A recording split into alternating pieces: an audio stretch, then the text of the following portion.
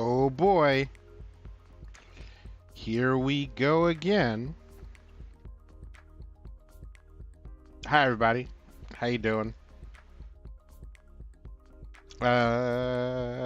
Curriculum. Dear Free Co-Camp, I don't have any money. Also, I have a whole rant that I need to post in the Discord about coffee, but that is not a problem for today. Button. And the internet has made a big stink about a YouTube video um, with a dude talking about plagiarism.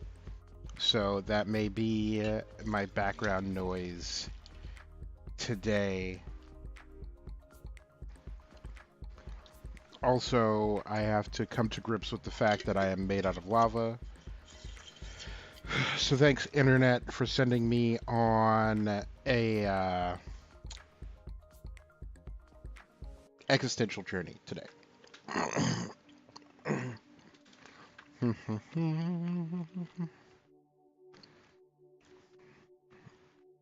Button. You guys can't see that, and I can put it on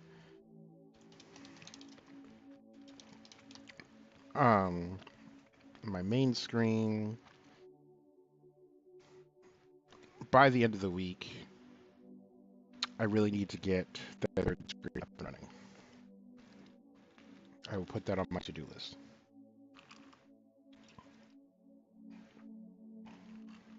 Why is everything so hard? Why does everything take so much time?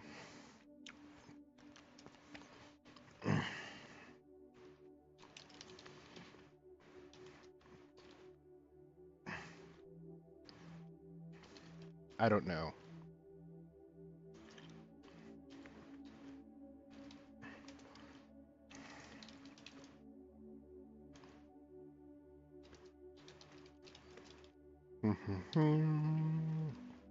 Little bit of work.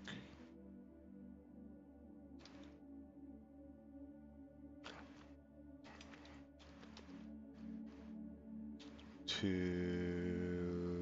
say 5.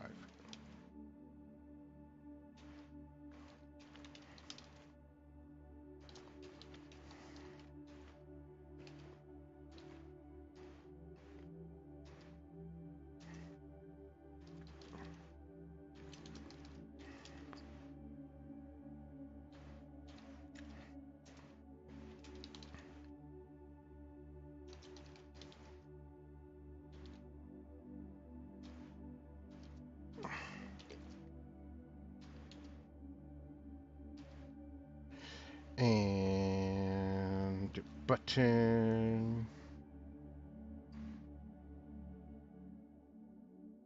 Button.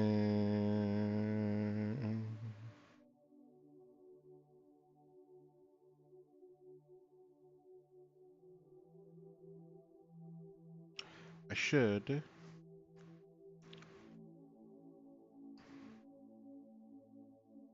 have a thing. There it is.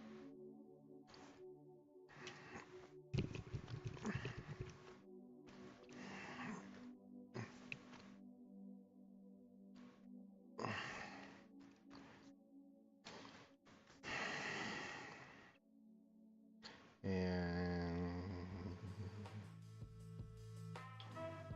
do.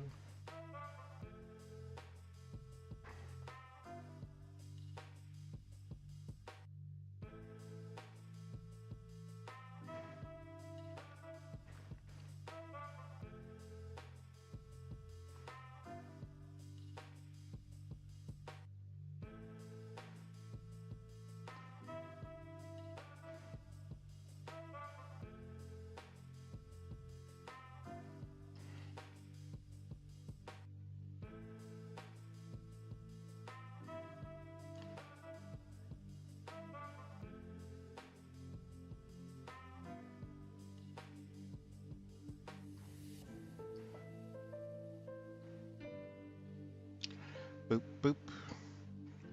Boop, boop. Boop, boop.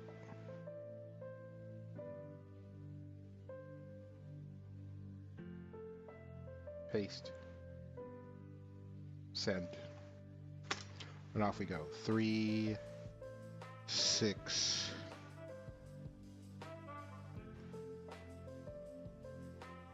7, 10, 13, 16, 19, about 20.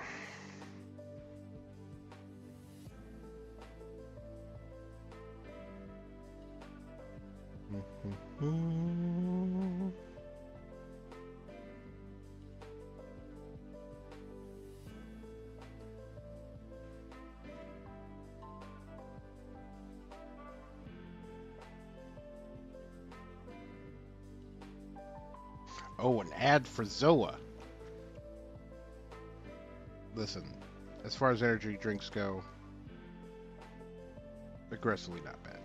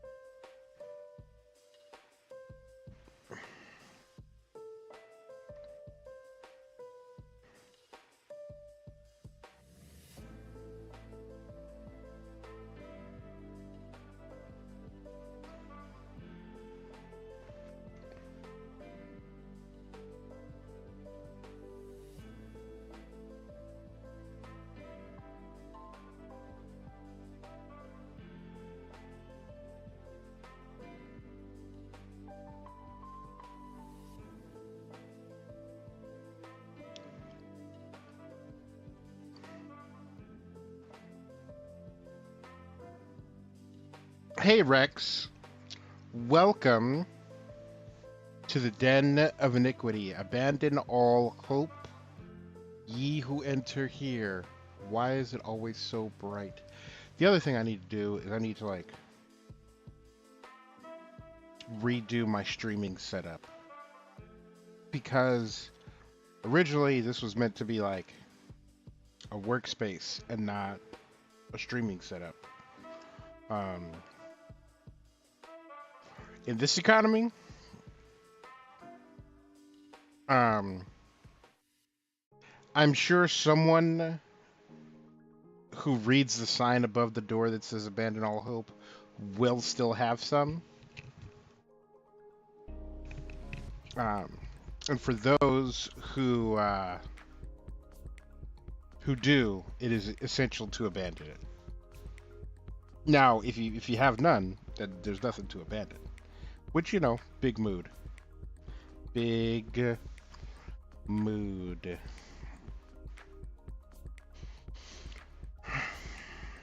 But how are you doing? How are you post-COVID slash post, not post-COVID, post-PAX slash post-COVID test slash post-shopping trip?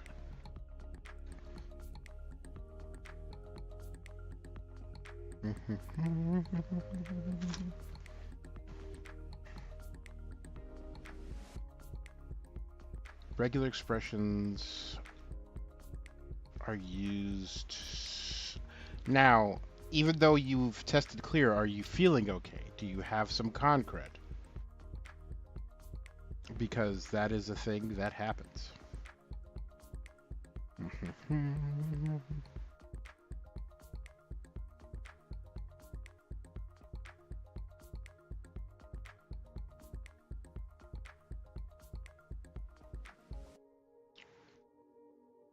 So you probably have more experience lifting weights than I do, but you know, what are your plans and what are you going for?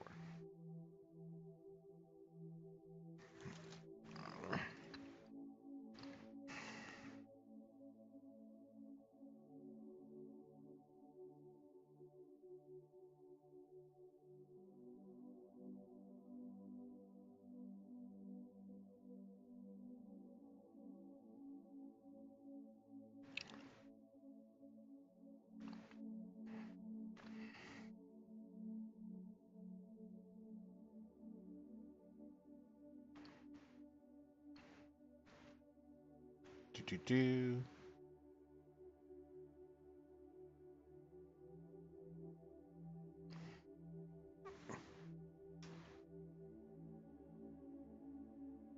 Clicku.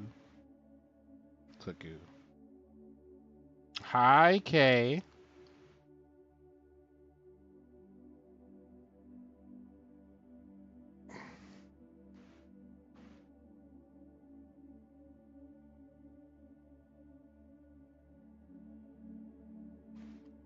So,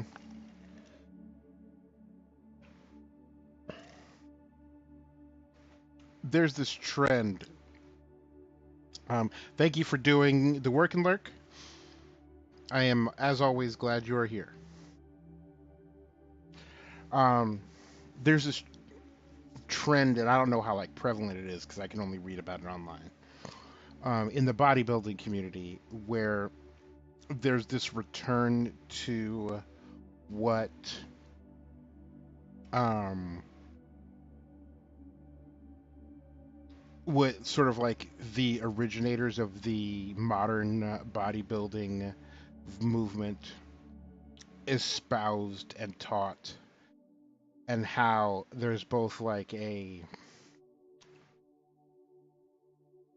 nostalgic revisiting, oh, things were better in that time, yada yada.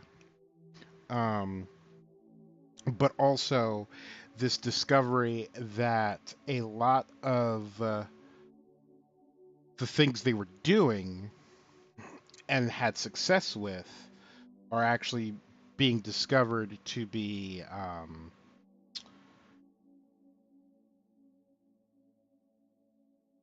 ideal or optimal. Um, like especially when it comes to like training regiments and, or rather like training styles and nutrition. Um,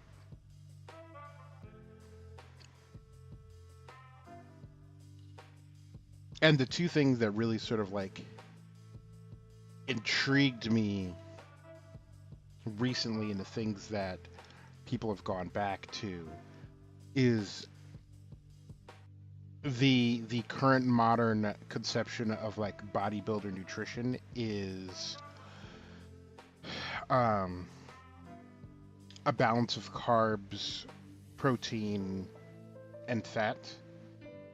So like you put your protein macro first, and then you balance everything else around that. Um, whereas the old school was like protein first, then fat, then carb, and so you end up with these like heavy protein, heavy dairy,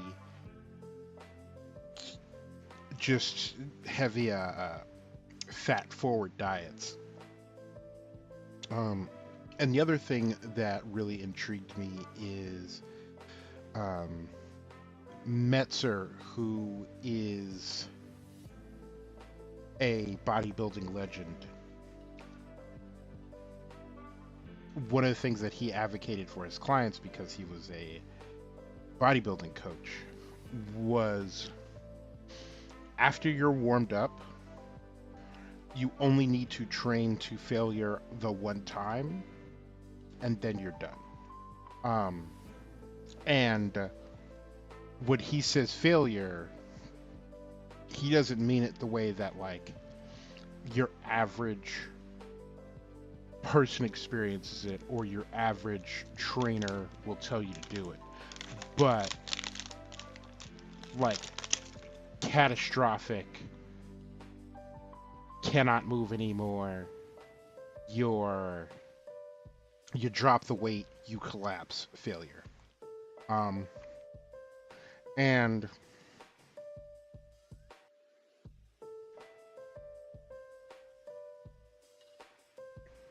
I've been thinking a lot the past couple of weeks as I try to like oh, a gallon of milk a day. For the uninitiated, And for those of us who are lactose intolerant, that is 128 ounces of moo juice a day. Um, and I think about like, because not everybody goes to the gym for the same reasons. Some people go to maintain their sanity. Like it's their happy place, that's where they go. Other people do it to burn off anxious energy. Um, but for people whose goal it is to have as big a muscle as possible and to grow that muscle as quickly as possible, there are still people that go to the gym, work out, and then go do other stuff. Like they go back to work, or they go and do stuff around the house, or yada yada. And when I was lifting regularly, I would go to that failure not just in one set, but in 3 sets, 4 sets, 5 sets. And routinely, because I lift weights in the backyard. Routinely, I would come inside the house and flop into bed. Like, musty, sweaty, can't pull clothes off, can't do anything. Flop into bed. And 90% of the time, I would immediately black out and be asleep for like at least 2 hours, and then be able to like pull myself together and do something. But oftentimes I would just be out for 6 to 8 hours. And even if I wasn't asleep, I would not be able to do things. Like getting up and turning on the TV would be too much, let alone like sitting in front of the computer or sitting in front of the TV, like playing a video game, reading a book. Not just drained physically, but mentally as well. There was no cognition left. There's just left everything out there. And I experienced a lot of growth, and I experienced a lot of growth fast. I didn't like measure anything because I was just like, if I go and I do the thing, if I pick up the heavy thing enough, often enough, then then growth will come. The end. But yeah, I just think it's wild that people like go to the gym and work out and then still have like functionality after. Pretty wild. Um,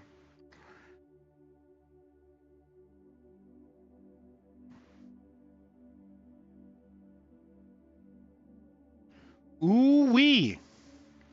Look at them gams,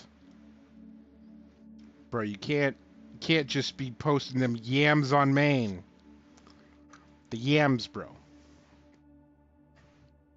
Um, and and actually, rest is an interesting point because at that time I was doing the strong lifts thing, though I had trimmed the deadlifting out of it um, because like everybody who's gotten into heavyweight lifting, I hurt myself deadlifting. I was like, okay, I'm just not going to deadlift. And then there was imbalance in my lower body, and then that caused me all sorts of complications. Anyway, it doesn't matter. But um, I was training 3 days a week. I was doing Monday, Wednesday, Friday. And the um the exercise I would skip most often is that Wednesday workout. That Wednesday workout, I would get out of bed Wednesday morning. I'd be like, no, it's not happening today. And then it would get like the day would progress, and I'm like, it's still not happening. And it would get right up to lifting time, and I'd be like, nope, not doing it.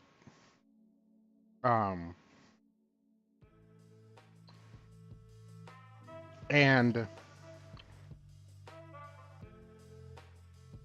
one of the things Metzer said that again was just like this old school way of training rather than because like the new school is you do ABA this week and then you do BAB second week, and that's one circuit, and you do that every week. And your A exercises will target certain parts of the body, and after 3 to 6 months you switch up those exercises, but it's still within the same part of the body. So like if your A day is chest and arms and your B day is shoulder and back, then on your A day for the first 6 months you would do bench press, bent over row, and then your next A day would be butterfly, and curls and tricep extensions, and then you'd go back to the regular bench, or you'd add in another variation of your A day or whatever. But Metzer was like, nah, 2 times a week. And when and if you got out of bed that day and you weren't fully rested and 100% ready to go, then you didn't go that day. And then you tried to go the next day. And so for some of his clients, he'd be like, listen, you've been lifting for 6 months and you don't have any like progress. And you say you've been going hard enough, add more rest days. And his clients would be like, excuse me? And he'd be like, shut up, rest more. Because we've learned that in science, the muscle grows while you sleep.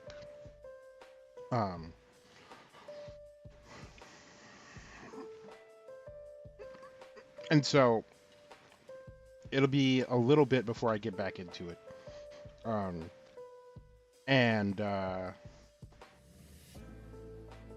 But I'm trimmed down to 2 days a week. I'm gonna try that whole like resting thing. And yeah, I know what it's like to come from a people who are accustomed to hard labor. And it's really funny because you look at my mom's side of the family,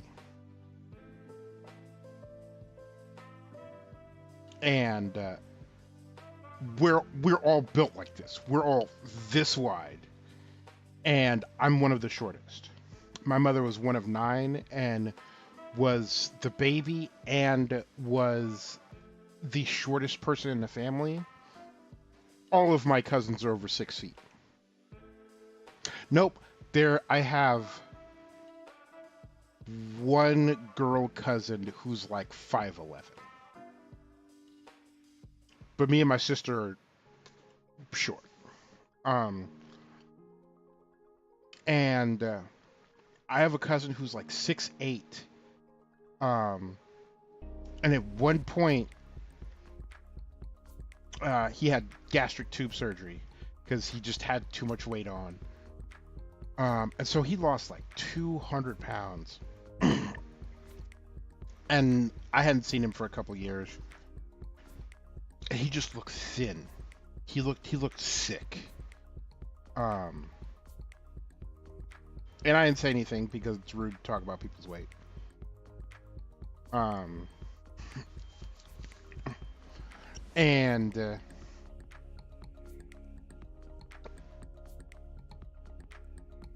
I overheard a conversation with him, and he's like, "Yeah, the doctor says I need to put on my weight, more weight." And he's like, "But I'm 240 pounds," and I'm like, "Yo, you look like you're wasting away, and you are 240 pounds. What the absolute shit is going on here?" And yeah, we're all built this way. We're all just like, one of my housemates hadn't met my sister. My sister came by to say hi because she was in the area, and without seeing me, without knowing my sister was coming, she looks out the window, sees my sister walking up the walk, and then immediately texts me, "Is that your sister?" Because that looks exactly like you look like siblings. Um, but yeah, like we're all gigantic people. Um, come on, crack. And there's a direction I was going with that, but I don't remember what. But yeah, I'll never be like a small, like skinny little waif. But definitely shooting for Uncle Iroh. Do. What do you want?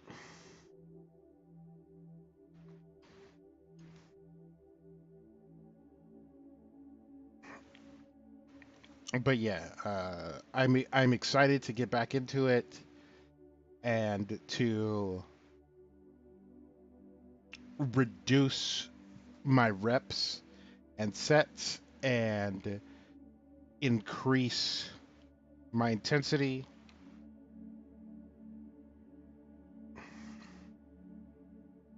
Yeah, and like, so for one, BMI has been disproven as a way to determine the health of someone. So just jot that down. Um, and the medical community only uses it as a rough guideline. Um, and part of what makes BMI kind of bullshit is even though it supposedly tracks or accounts for the differences of gender, you know, man at birth, woman at birth, um, it does not account for the massive amount of variations, especially when it comes to women, in terms of like fat percentage. So, like, if you are naturally a double D with wide hips, no matter your weight, no matter your height, for a woman, you will always be in the higher categories of BMI. And then it also doesn't take into account the great, enormous size variations between people. Because you trot that little BMI chart to the Polynesian Islands, and all of those people who can outrun, outjump, outlift, and live to 100 years old will all qualify as like horrifically fat people. So, jot all that down. And like even now, the the U.S. military, um,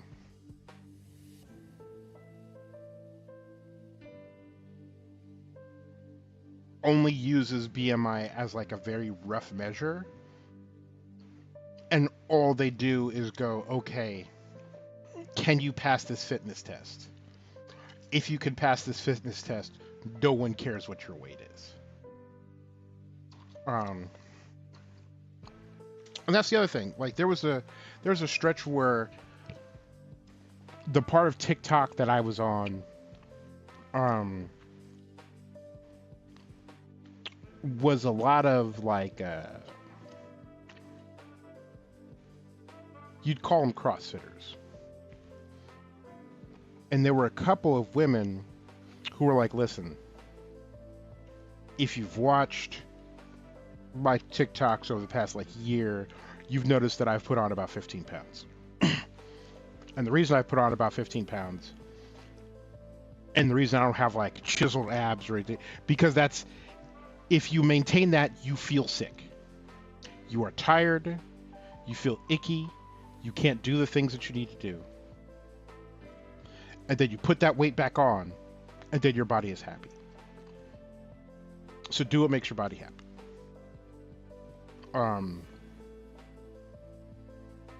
And like there are all sorts of like mental issues that happen with that too, like deep depression and anxiety and other stuff, like uh,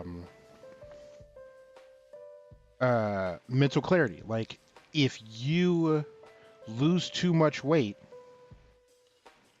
and and it's not even just a matter of like not eating enough day to day, because if your body needs 1600 calories, 1800 calories for maintenance, and you are underweight and you eat 1900 calories, you will still have brain fog because your body isn't up to whatever it needs to be.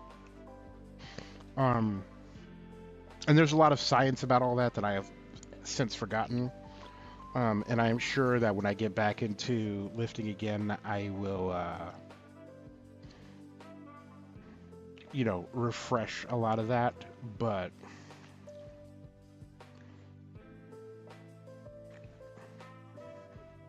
um, yeah, like, and it's frustrating because like most people don't go to the gym, most people don't exercise, and going to the gym is a luxury. Not just because of proximity to a gym and all of the infrastructure you need in order to go to the gym, including free time, but even if you don't have kids, there are plenty of people out there who are working two jobs or working 12 hours a day or working an 8-hour job with a 2-hour commute to get themselves to and from work just to get by, who then don't have 20 minutes to change, put together a protein shake, hop in a car, go to a gym, and then be at the gym for an hour, hour and a half, and then come home and like shower and do all the post-gym stuff, and then do all your life stuff, and then get 8 hours of sleep, and then go back to work. But even without all those things, there are too many people that I see where they go to the gym or they exercise regularly or they quote unquote stay active, and they're not getting the results that they want. And I'm like, you're in the gym for 2 hours, 3 times a week, on a treadmill the whole time. And, you get home and you eat an entire, like, family-sized bag of potato chips. And then you wonder why you're not getting that hard, toned body that you're looking for. It's like, and yes, the way, like the aesthetics of like how thin you are, everything, and like weight loss is all kitchen, it's all diet. Um, but I also see and hear about a lot of people who just go to the gym and waste their goddamn time. Like I've had conversations fairly recently with two different dudes who are like, "Oh man, well I want this for my body and I want this for my body." and I'm in the gym for 2 hours Monday, Wednesday, Friday, and I'm like, okay, well, what do you do? And they're like, oh, well, I get on the treadmill. I'm on the treadmill for this amount of time, and then I do this exercise and I do that exercise and I do that, and I'm like, none of these are compound exercises. You're trying to like target individual things, and also like, how many reps are you doing? And they're like, oh, well, I'll do 15 reps, 5 sets for like my bicep curls, and then I'll do 15 reps, 5 sets for my tricep extensions. And I'm just like, why are you spending all that time? Like, do 3 sets of 5 for 6 weeks. Load up that weight. Make it so that you feel weak as a newborn kitten by the time you're done. Do that for 6 weeks. Tell me how you feel after that. And they're like, well, yum, yum, yum, yum, yum. And, this celebrity is doing this. I'm like, that celebrity's on gear, bud. He's on gear. And not only is he on gear, but, like, he got a personal nanny. He got a personal chef. Uh, um, he's got an assistant that goes and picks up his dry cleaning. Like, and his job is to look good. So you can, uh, um, so they could spend 4 hours in the gym, wasting their goddamn time. Um, and you can't do all that. In addition, oh yeah, that's the if you are trying to look a certain way, if you are trying to achieve a certain like strength goal, and you tell me you go to the gym, and the first thing that you do isn't you go to the squat rack and squat until your legs are jelly, and then start the rest of your workout, we have nothing to talk about. If you set foot in the gym and you aren't doing squats, some variation of squat, it could be a split squat, it could be a pistol squat, it could be a goblet squat, it could be front bar, it could be back high bar, it could be back low. If you aren't squatting in the gym, then don't talk to me nothing about your programming. I don't want to hear it. Because if you're not squatting, then you're not serious. Come back when you're serious.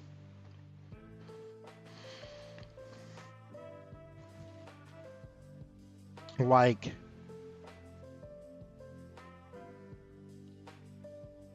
I don't think I've done, like, since I started, like, seriously lifting weights, I don't think I've had an extra, like I've gone and lifted weights where I didn't do squats. Like, which is why, so Kay says, if I do squats, my hamstrings can't keep up and my knees get screwed. Everybody who's like, oh man, but my knees. The problem I had with doing squats without doing deadlifts is my quads got really strong and my hamstrings are already weak.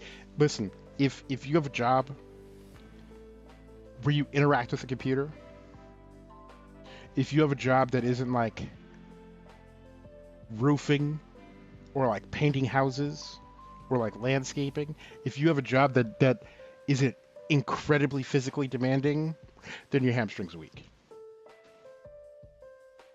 If you sit or you stand, your hamstrings are weak. Go out and do deadlifts. Do deadlifts right now. Go find a cat and deadlift your cat. Because sitting and standing atrophy are hamstrings, and your whole posterior chain doesn't strengthen properly. Um, and so like people who hit middle age and have like lower back problems, it's because your hamstrings and your glutes aren't strong enough. That's your problem. You got a problem with sciatica? Hamstrings, glutes. So if you're squatting, you need to be doing deadlifts, because if you don't, otherwise your quads will get stronger and your whole shit will get imbalanced, and your quads will actually like shorten up and squeeze, which will put more stress on your hips and your lower back and will make your back problems worse.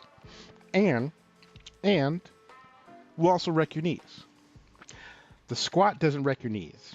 The imbalance wrecks your knees.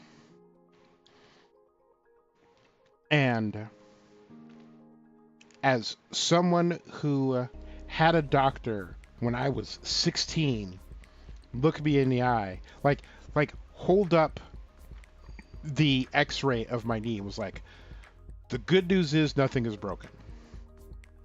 The bad news is you need an MRI to see if you have a ligament tear. Go get the MRI. So the good news is you don't have a ligament tear. The bad news is your whole knee is wrecked. Everything is like stretched out and wonky, and you got two options. You can either not play sports in college. Oh no, you can play sports in college and have knee surgery before you turn 30. Or you could not play sports in college and get knee surgery before you turn 40. My knee is stronger now, even though I haven't been lifting weights regularly. My knee is better now at 40 years old than it was when I was 25. And I got more weight on it. And I could jump and I could carry things. Whereas 10 years ago, I couldn't walk to the corner of my block and back without lower back pain and without knee pain, and every like 3 or 4 blocks or so, my knee would just decide to knot, and I would just fall over. And I actually developed a limp because every step I had to like make sure that my knee was low bearing for that step or else. So that was fun. But now I don't have to do that.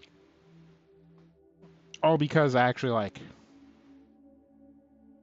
figured out how knees work. And I don't know what the hell my doctor was telling me. Anywho, I miss lifting weights. I wish I could lift weights more regularly.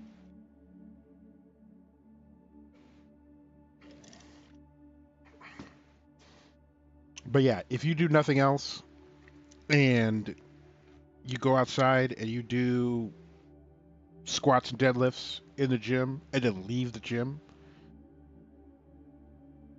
and you do that twice a week, and you do 2 sets, one to warm up and then one to absolute failure, you're going to be in better shape than 90% of people walking God's green earth in like a year.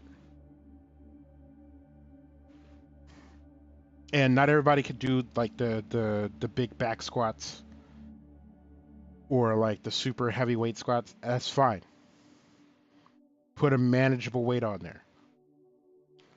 If you can hit 15 reps before you are completely exhausted, then Keep going until you reach that failure, and then the next time put more weight on.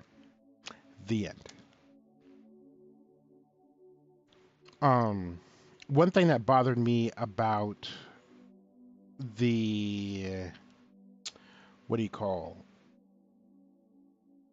the strong lifts, but like the 5x5 workout, is the idea of you put 5 pounds on every time, every single time, and one, that's a lot of math to keep up with. It's just a lot of bullshit. Because very quickly, your squats will outpace everything else. And then you're swapping plates and trying to keep track of like, okay, well, for this exercise, I had this number, and for that exercise, I had that number, and it's like, I'm a much bigger fan of you throw a bunch of weight on, then you go to failure, and you do that for like 2 weeks, and then you throw more weight on, and it's just a lot less math you got to keep track of. And if during that 2 week period you're hitting, like, you're trying to do heavy weight and you're hitting 8 reps, you're comfortably getting through that 7th rep, just throw more weight on. Kind of keep a number in the back of your head. Well, it was 175 and I hit 8. Next week, I'll do 185, see how it goes. Because the other thing is, where you going to get all them fucking 2.5 pound plates from? Ain't nobody got that many goddamn 2.5 pound plates, 1.2 kilograms, whatever the hell they are in metric. Ain't nobody got that. Quit playing. Also, if you're going out and buying weights, like you're buying plates, it's either $1 a pound or $1 a kilogram. It's one or the other, but it's like $1 and a weight is a great price. I was paying twice that for the stupid little 2.5 pound plates. And I got 4 of them now, and that's all I need, and that's all I will ever need. But ooh-wee, was I salty trying to buy them motherfuckers. Regular expressions are used in programming languages to match parts of strings. You create patterns to help you do that matching. If you want to find the word "the" in the string "the dog chased the cat," you could use the following regular expression /the/.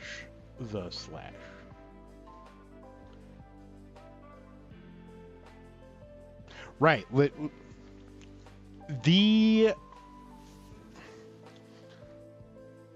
I'm not going to say it's shady. It just feels shady. But there's a guy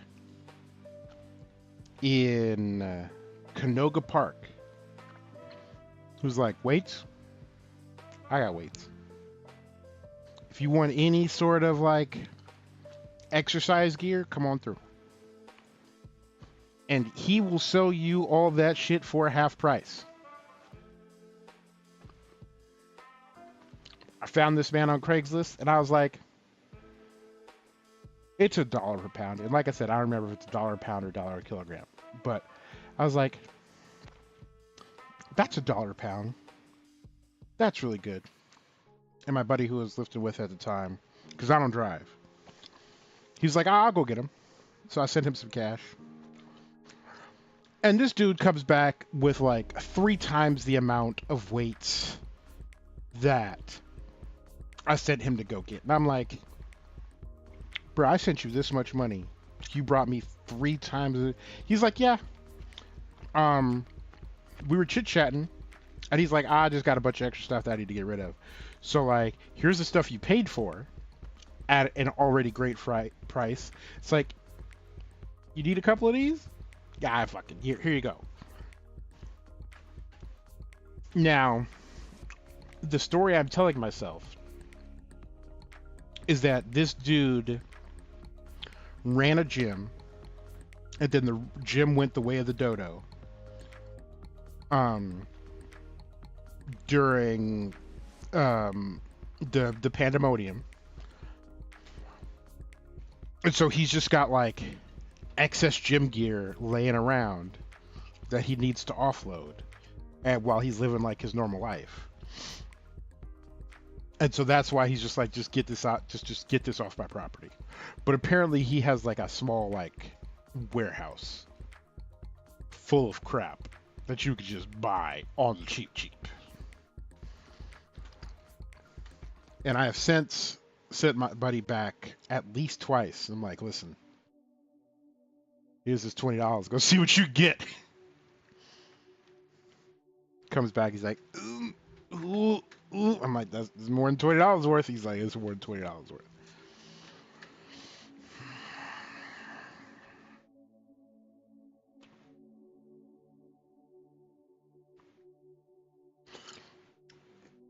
JavaScript has multiple ways to use regexes. One way to test a regex is to use the .test method. The .test method takes the regex, applies it to a string which is placed inside the parentheses, returns true or false if your pattern finds something or not.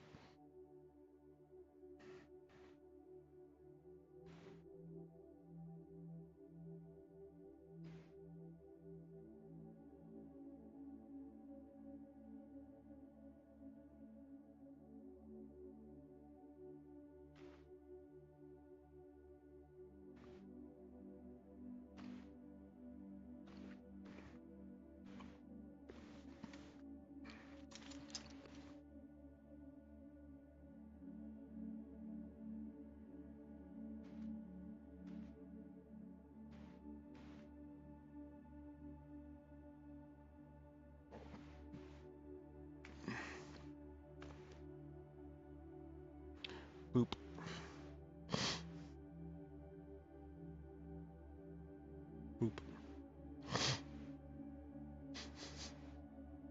Boop. That's mucus, so I should take the thing.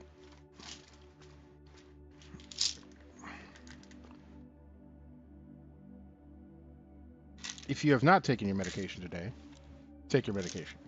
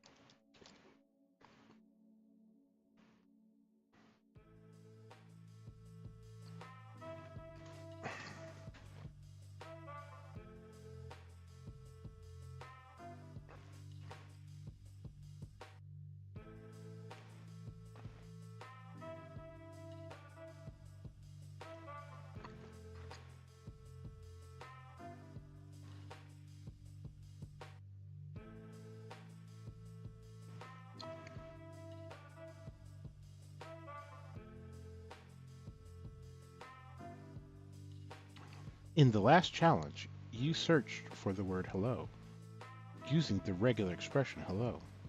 That regex searched for a literal match of the string hello. Here's another example, searching for a literal match of the string Kevin. This test call will return true. Any other forms of Kevin will not match. A future challenge will show how to match those other forms as well.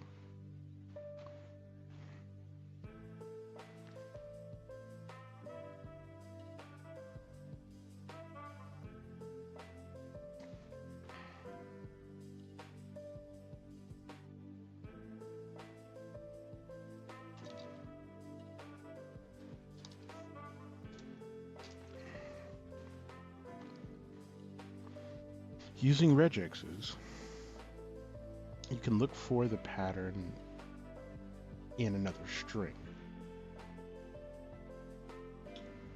This is powerful to search single strings, but it's limited to only one pattern. You can search for multiple patterns using the alternation or operator. There's a word for that. I don't remember what it is.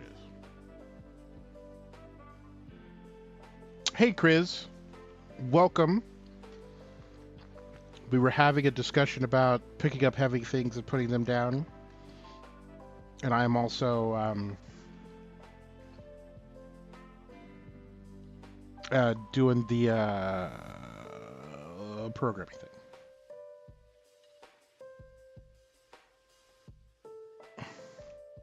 How are you doing? How's your Tuesday progressing? Yeah, don't put it down, put it away. Don't put it down, put it away.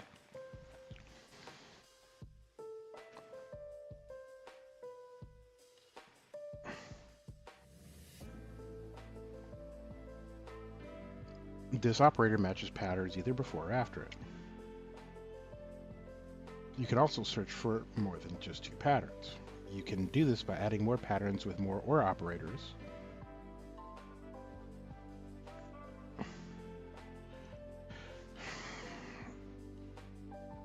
Dog.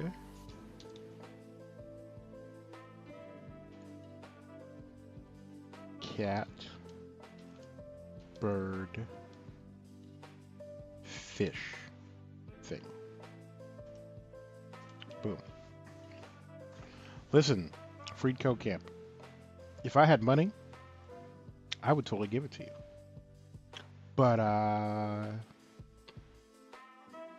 let me get this programming job first, and then I will give you your money.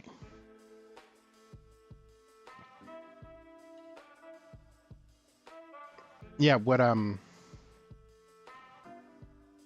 the Twitters have been telling me is that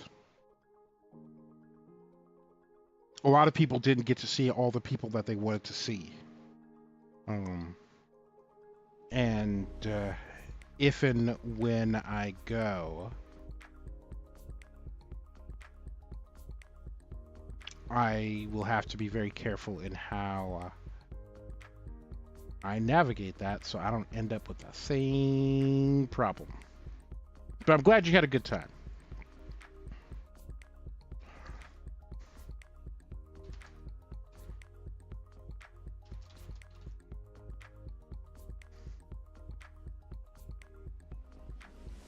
There are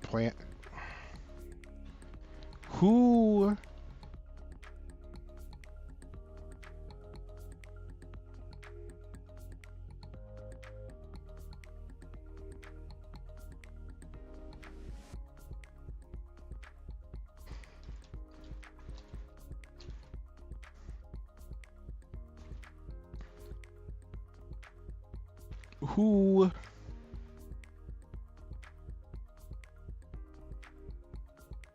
button who is making plans about my destiny?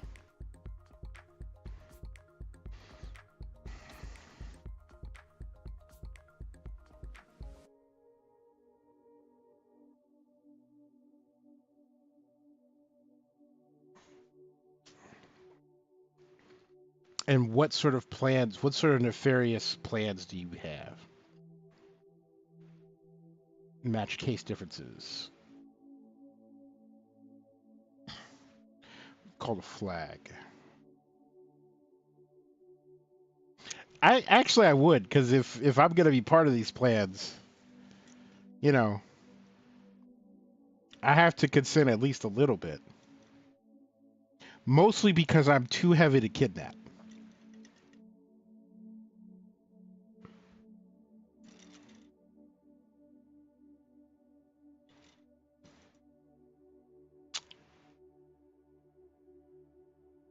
That's really Oh, Bejeweled. That's where I know those words from. What's funny is, yes, yes, they are the Fates. However, yes, but like going to an event is a nebulous plan that I can sign on to. Apparently, more specific plans have been made that I should probably be informed about so I can cooperate. So, fun fact. Uh, uh, David learned about Greek mythology, high school and later. Um,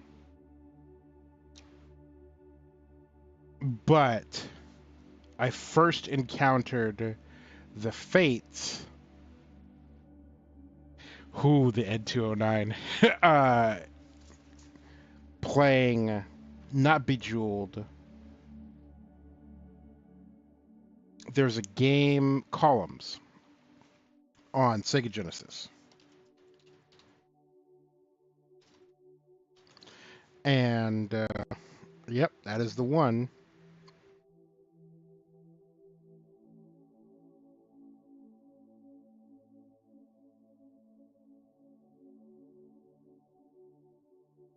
Look, Wikipedia. When I didn't have money, I gave you money. I ain't giving you no more money. Again, let me get this programming job and then you can have some money. Haha.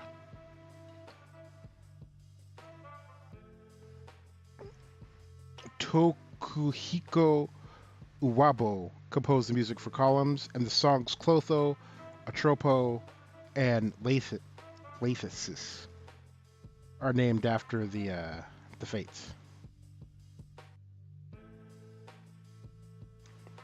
You have to hold it in your hands.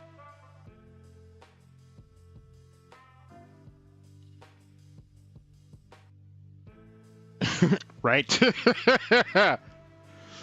I mean, to be fair, after personally witnessing the sort of injury Kay can withstand and continue with, I think it's fair to suggest that you might need an anti-tank round.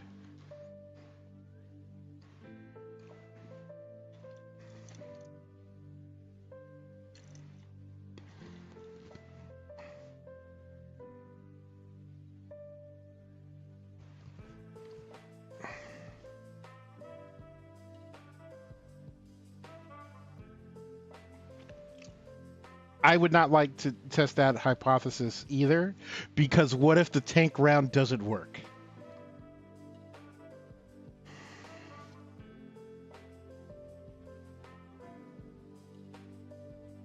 Free code camp I.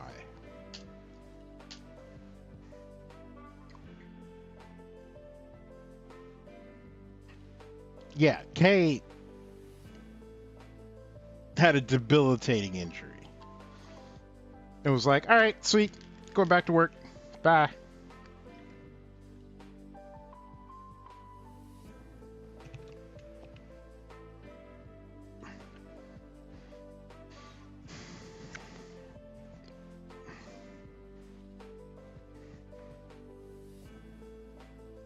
Match.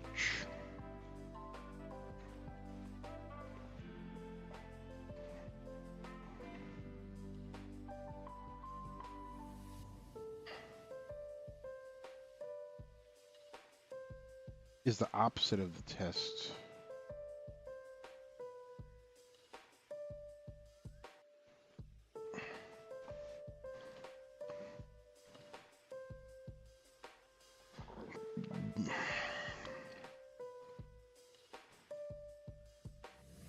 So the further down I progressed, because I skipped the section that I was working on before.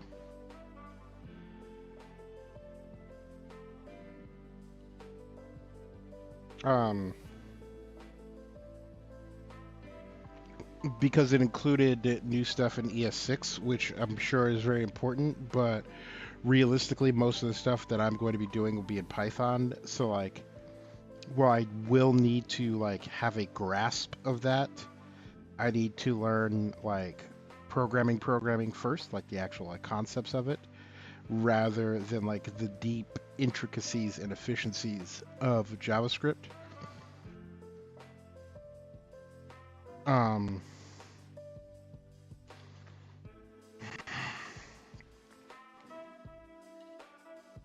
and yeah, like conceptually, all that stuff is fine. The thing that I got stuck on was fine, but it's also just too complicated for where I was in the journey of trying to understand it.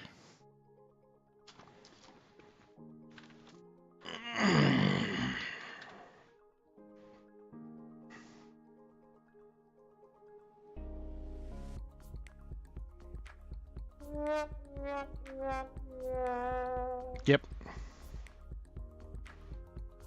Big sad horn.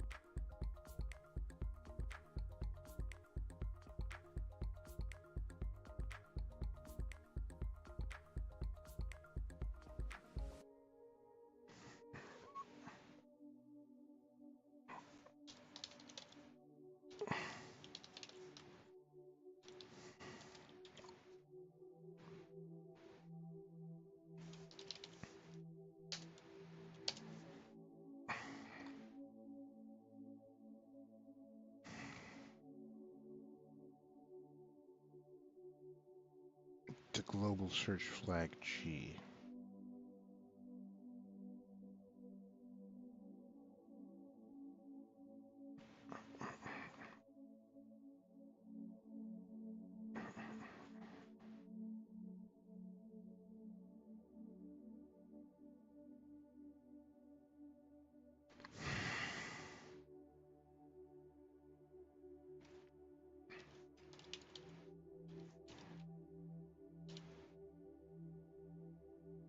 Dot match star regex.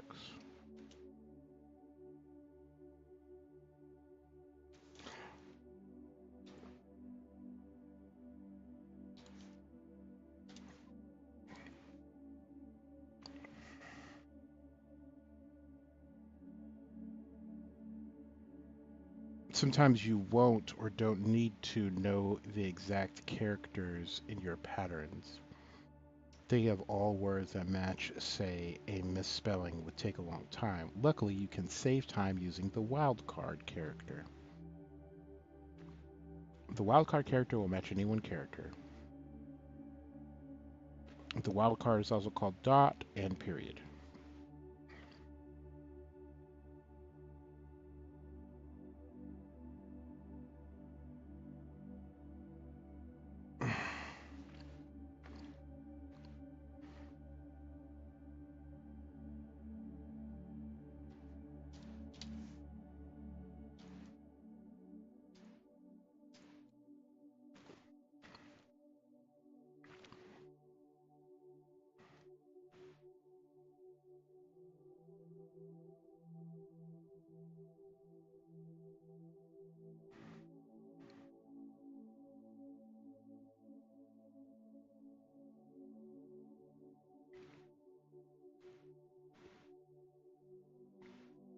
You learned how to match literal patterns and wildcard character.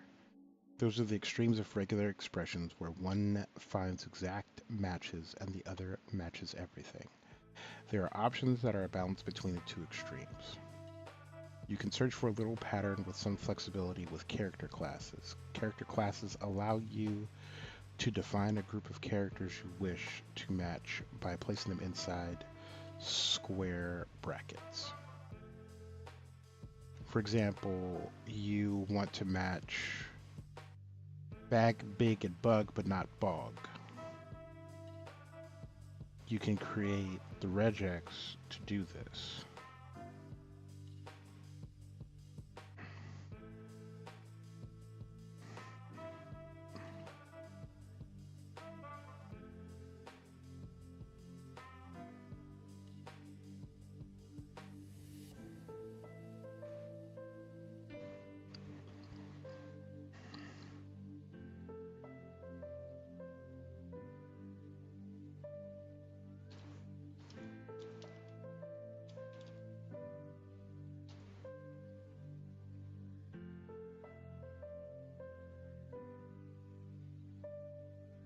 Dot match quote sample.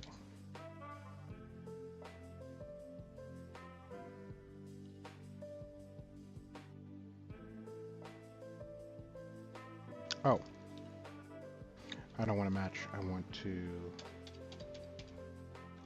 test.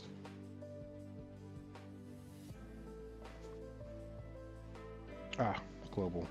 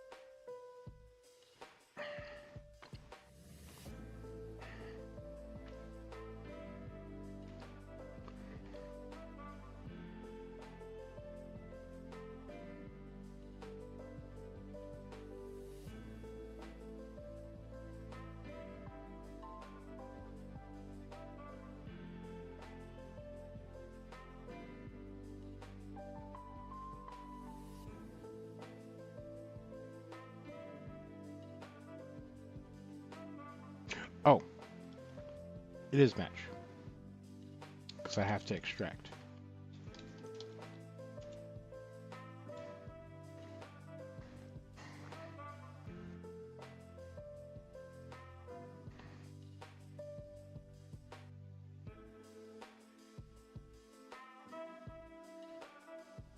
Hmm.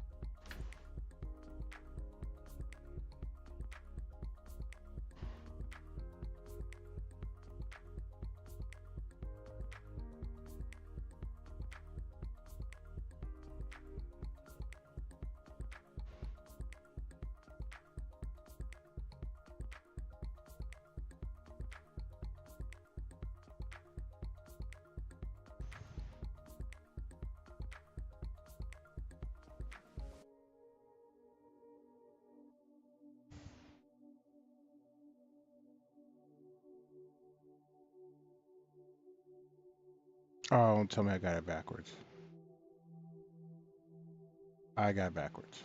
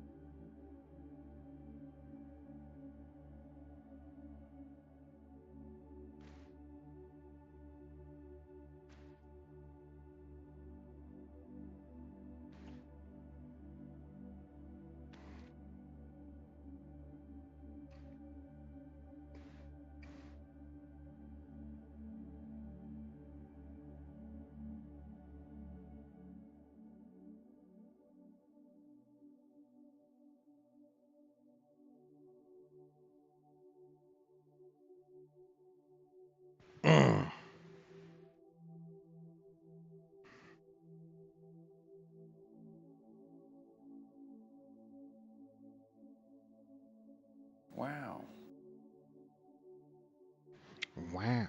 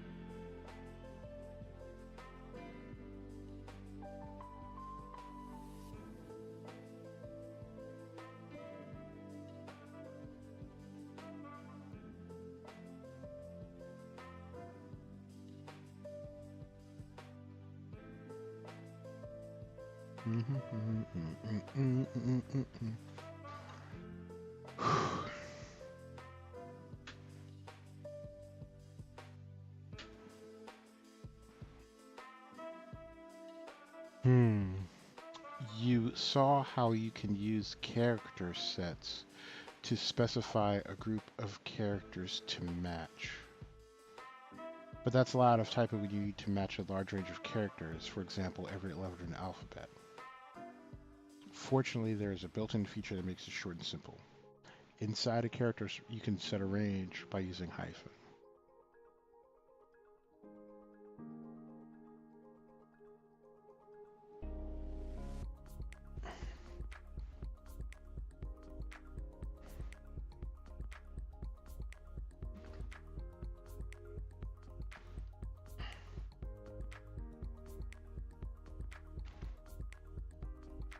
E through C.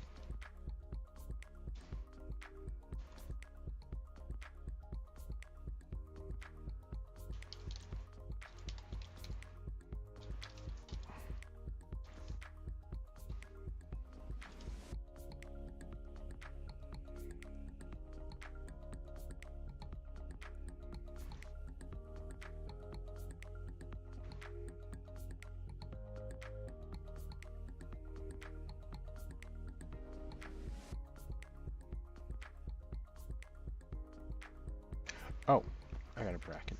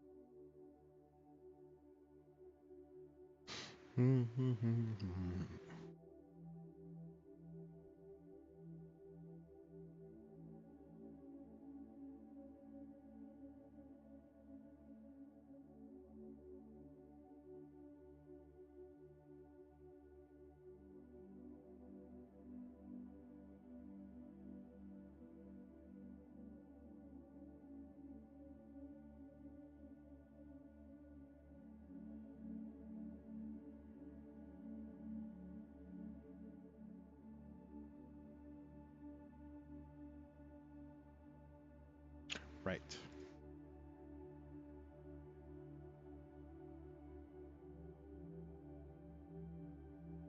Ow.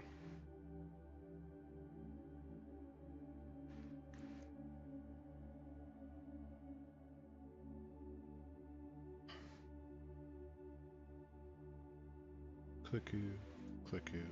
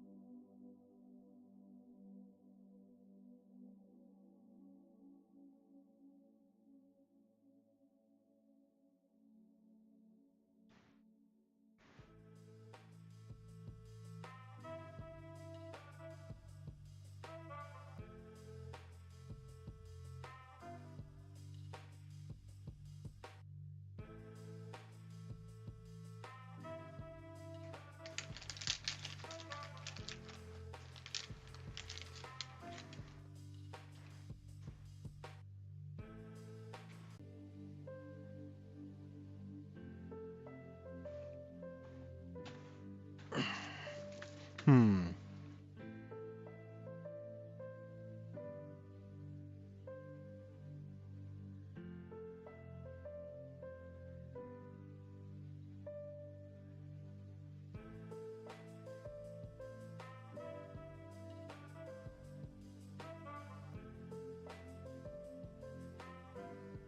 Button. Button.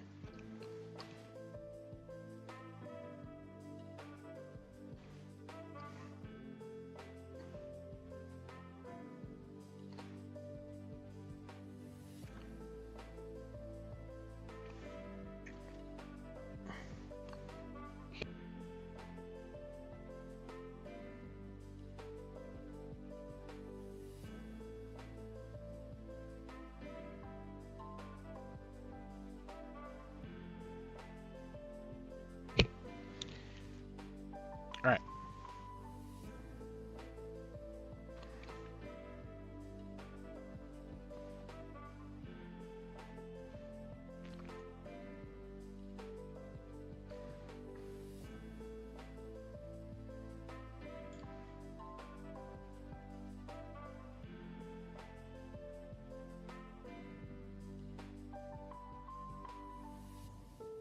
Using the hyphen to match a range of characters is not limited to letters. It also works to match a range of numbers.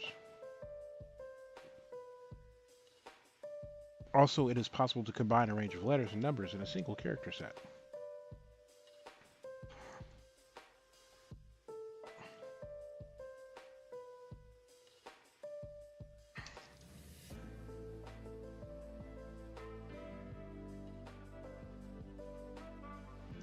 H and S.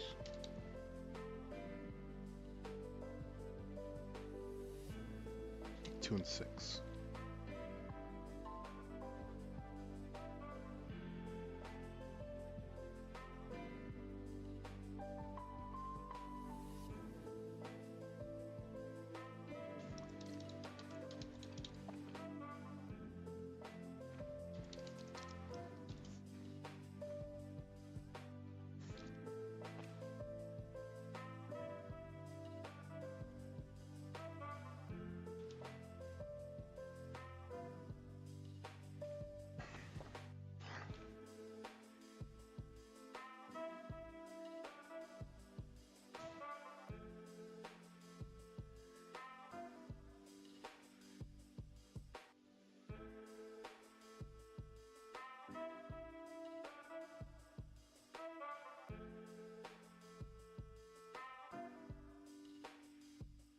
Oh, I put them on the inside instead of the outside. That does it. So far, you have created a set of characters that you want to match, but you could also create a set of characters that you do not want to match. Negated character sets.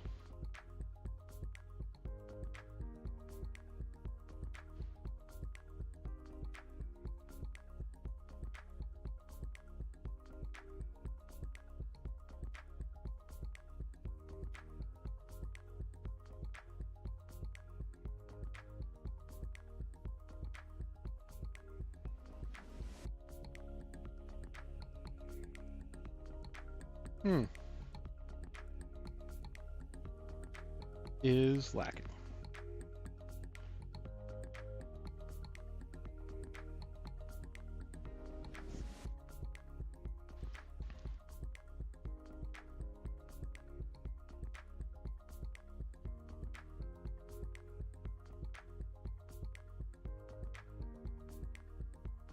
They're not a number or a vowel.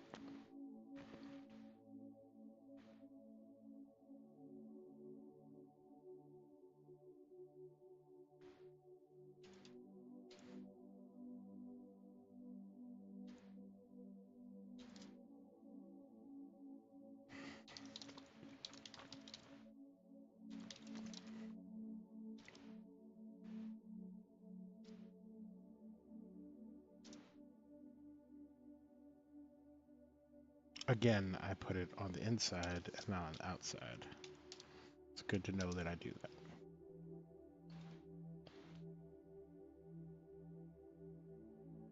Oh, wow.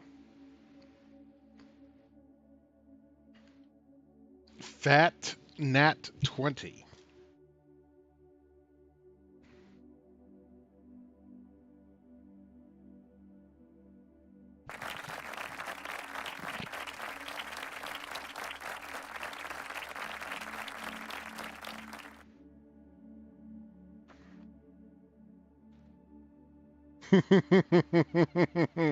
Or something.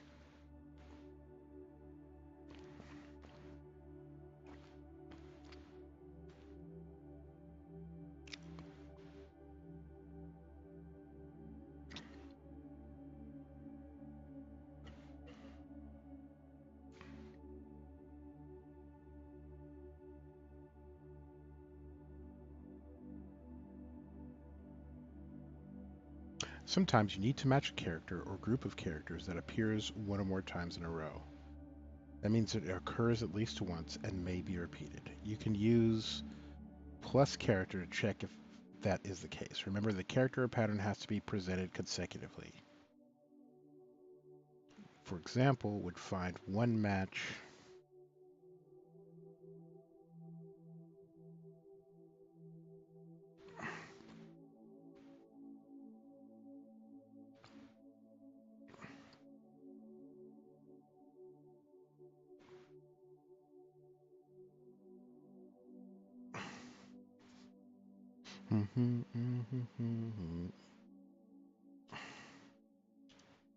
S plus close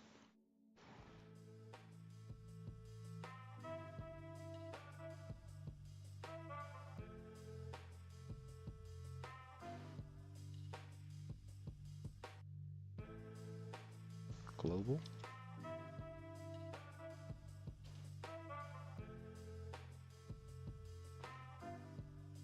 Global.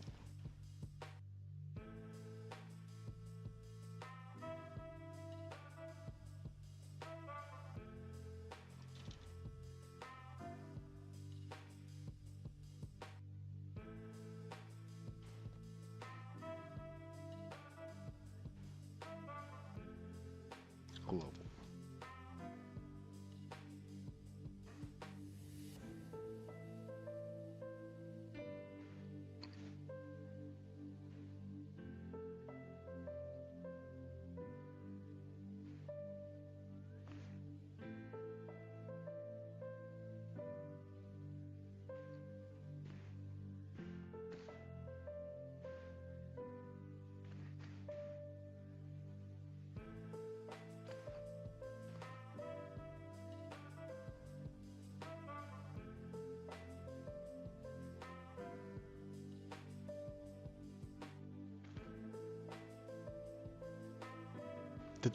The last challenge, use the plus sign to look for characters that occur one or more times. There's also an option that matches characters that occur 0 or more times. The character to do this is the asterisk or star.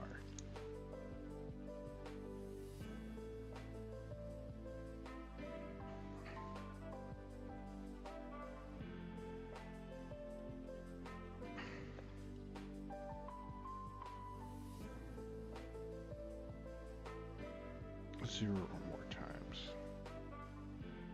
Okay.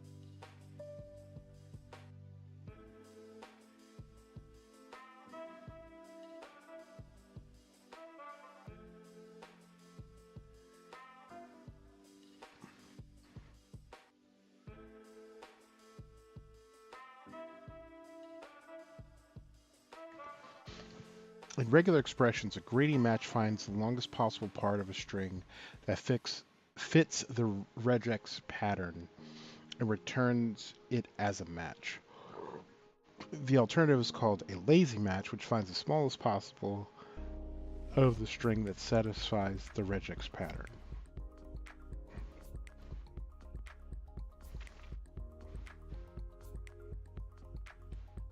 Regular expressions are by default greedy, so the match would return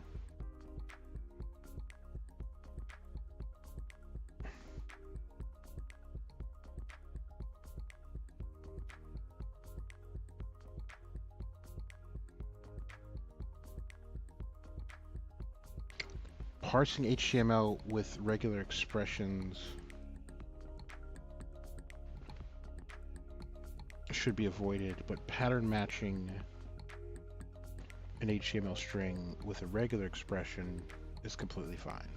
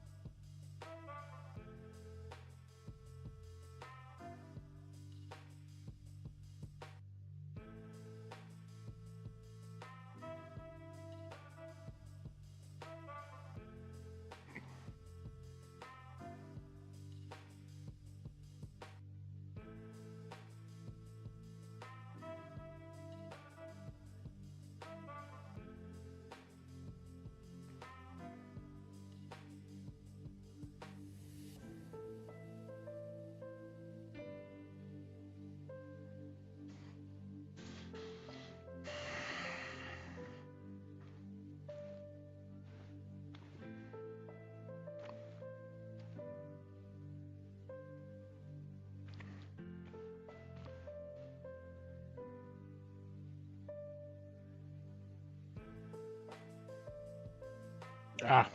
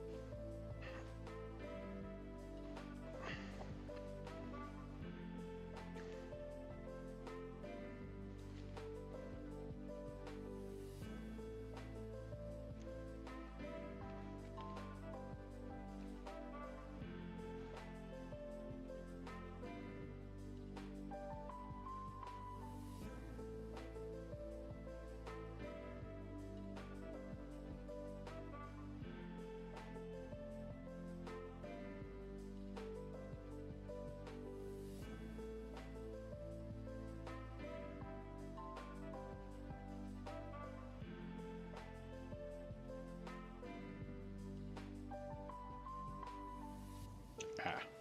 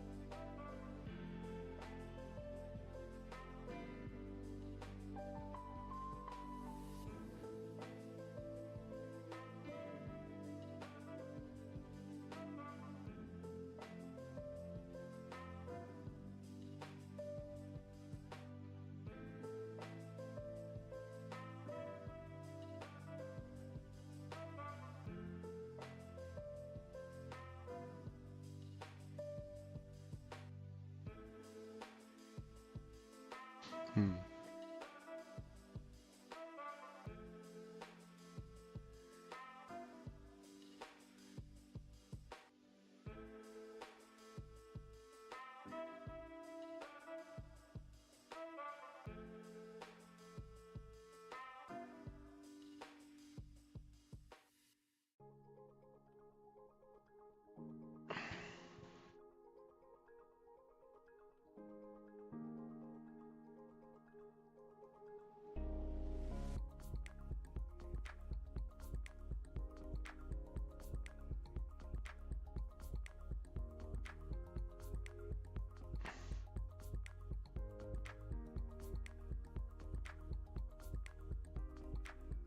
Hmm.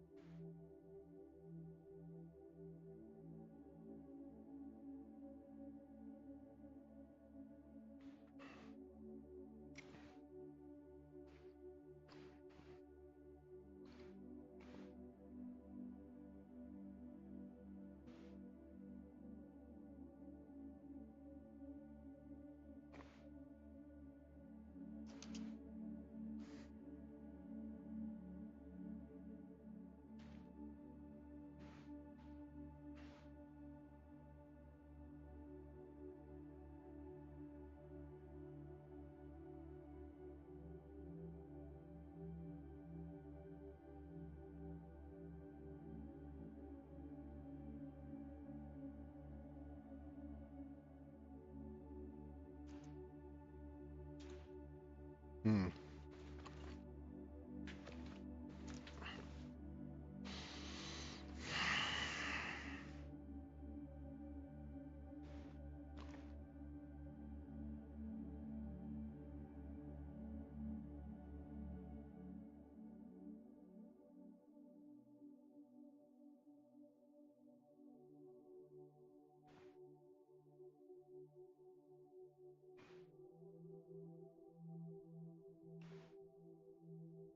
I should make an entire YouTube channel that's just apology videos. Like every time somebody like does something dastardly, I should just make an apology video and be like, "This is what you should have said."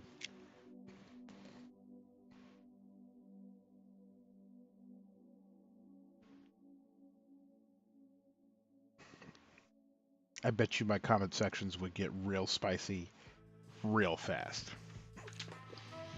Also, ain't nobody got time for that.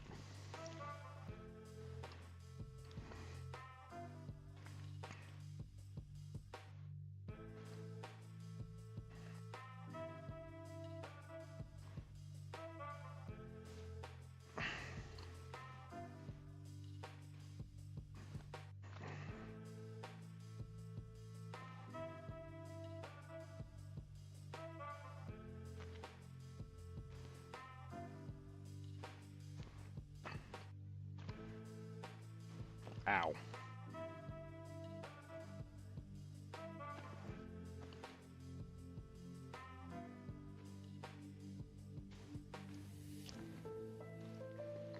People are bad at apologies because they don't feel like they've done something wrong. Like it is internalization versus externalization. Like, and that's ultimately what the difference is between getting caught doing something versus doing something and feeling bad about it. Yeah, Chris is right. It does trigger a fight or flight response, but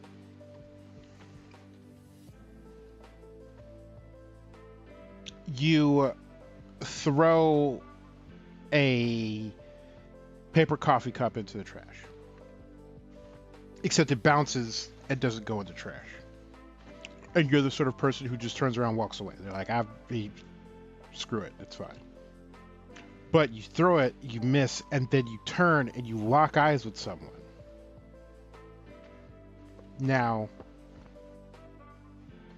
there are three types of people here. You throw the coffee cup, you miss, you go over, you pick it up, and you put it in the trash. Two, you throw the coffee cup, it doesn't go in, you turn around, and someone sees you doing it, and then you go and you pick it up and put it in the trash. And then there's the you throw it, doesn't go in, you turn, someone sees you, and then you walk away. And it is first, it's a test of right and wrong. Oh, the shopping cart test. So I love this because it's basically morality and ethics 101 boiled down to a tiny anecdote. You go to the grocery store, you get the shopping cart out of the place where the shopping carts are. You do all your shopping, you come back, and you load up your car with your groceries. And then you have the empty shopping cart. Now, what you're supposed to do is put it back where you got it from. Like, put it back in the designated shopping cart area. Or push it to one of the nearby, this is the shopping cart collection areas. Now, this is interesting because there is no negative consequence for not doing the right thing. And that ultimately is the fundamental difference. There are people who do the right thing, regardless of whether there is a reward, whether it be like society thinking that you're doing a good thing, like observing you doing a good thing, or just avoiding a negative consequence. And then there are people who won't do it because there isn't a reward attached, either avoiding negative consequences or getting positive recognition. But there is a secret third category whereby, regardless of the repercussions of it, someone's going to give them a dirty look, or someone's going to be like, hey, you should put that away, or what. They will look you dead in the eye and leave that cart there and walk off.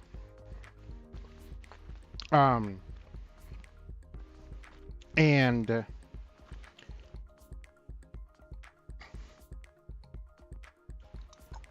what's important here is that people have a fundamental understanding of what, and not everybody, because, you know, narcissists are a thing, and other people who have who are neurodivergent in their approach to morality, but that's a whole different conversation. But like your average neurotypical person, there are things that you consider right and wrong, and then there are things that you consider socially acceptable or not. Or there are things where you have an understanding of what is and is not considered socially acceptable. And what do you do when what you perceive as socially acceptable or not conflicts with what you believe to be right and wrong? And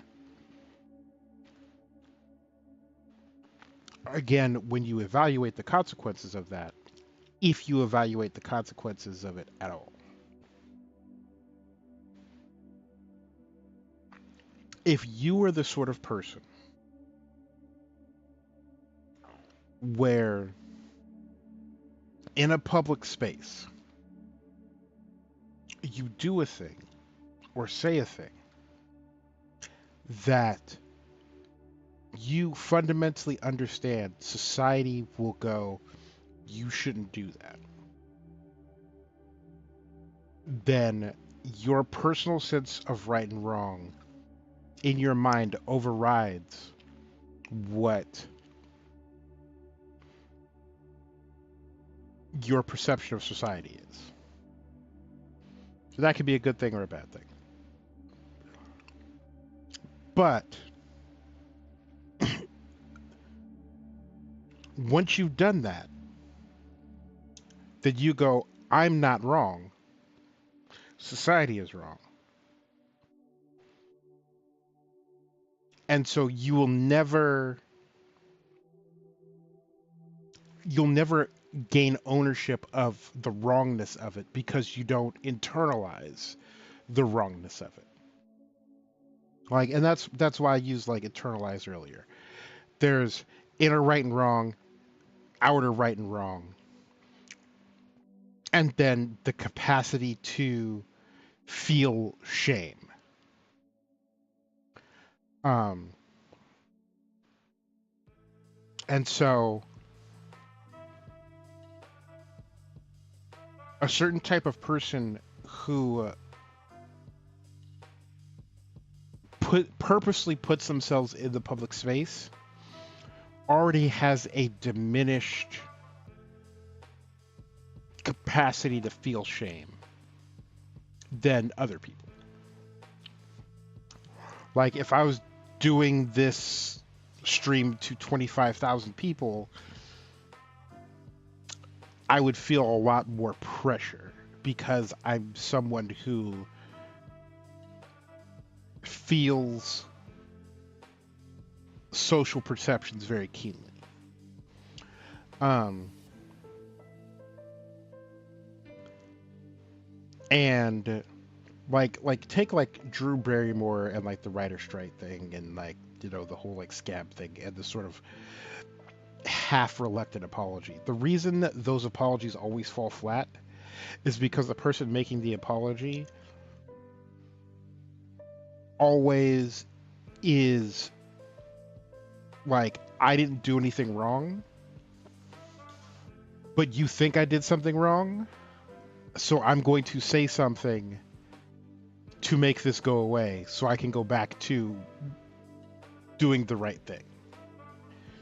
Um, and the reality is there are people out there that don't feel like doing something self-interested that hurts other people is quote unquote wrong, because regardless of the damage that thing might do to others, having their needs and desires met is more important. And so it's a matter of prioritization. So regardless of whether, like Drew Barrymore, again using her as an example, um,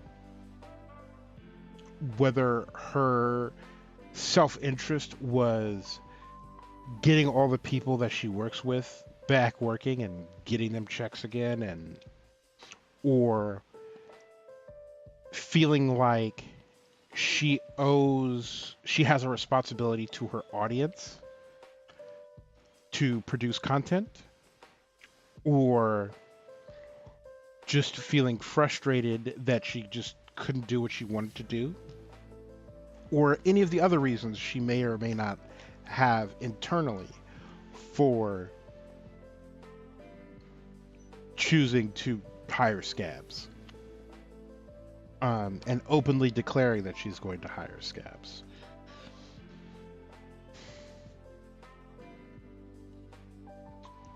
Her internal thought process was, and her internal thought process may not have been as articulated as this, but it's very much, I understand you think that this whole situation, that the thing I'm going to do is bad and wrong or whatever, is immoral. However,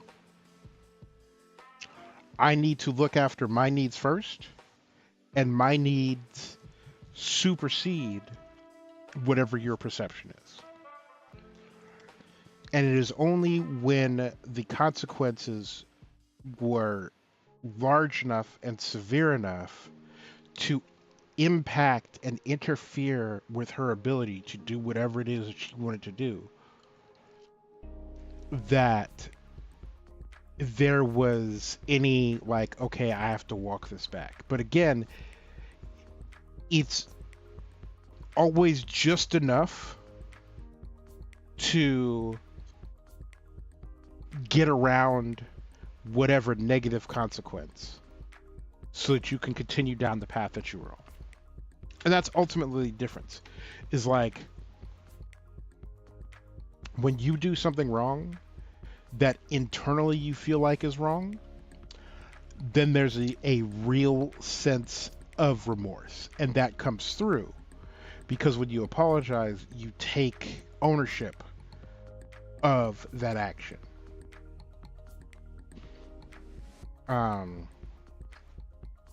Like, I go, okay, I did not mean to leave the butter dish out. I am sorry that I left the butter dish out, because, and now Jareth's face is all swole up because he's allergic to butter, and he got in there like neck deep into the butter. I feel bad. On the inside, I did something that upsets someone I care about and like hurts a cat. Thankfully, I did not leave the butter dish out. But, you know, if I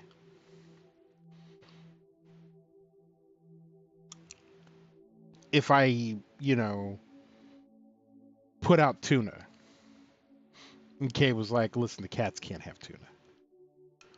They'll get all they're already really aggressive. They'll get all highfalutin. Their palates will evolve, and I won't be able to feed them what I feed them." Um, and I'm like, "Listen, these cats deserve tuna." And then I happen to leave out some tuna for the cats to eat. And then Kay's like, "Yo, jerk, bastard, terrible human being. Why would you do this?" On the inside, I wouldn't feel like I had done anything wrong.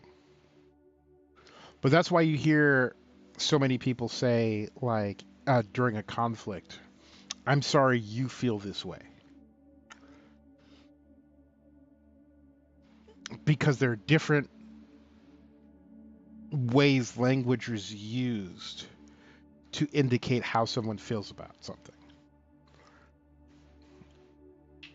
So, "I'm sorry you feel bad about this" means I did nothing wrong.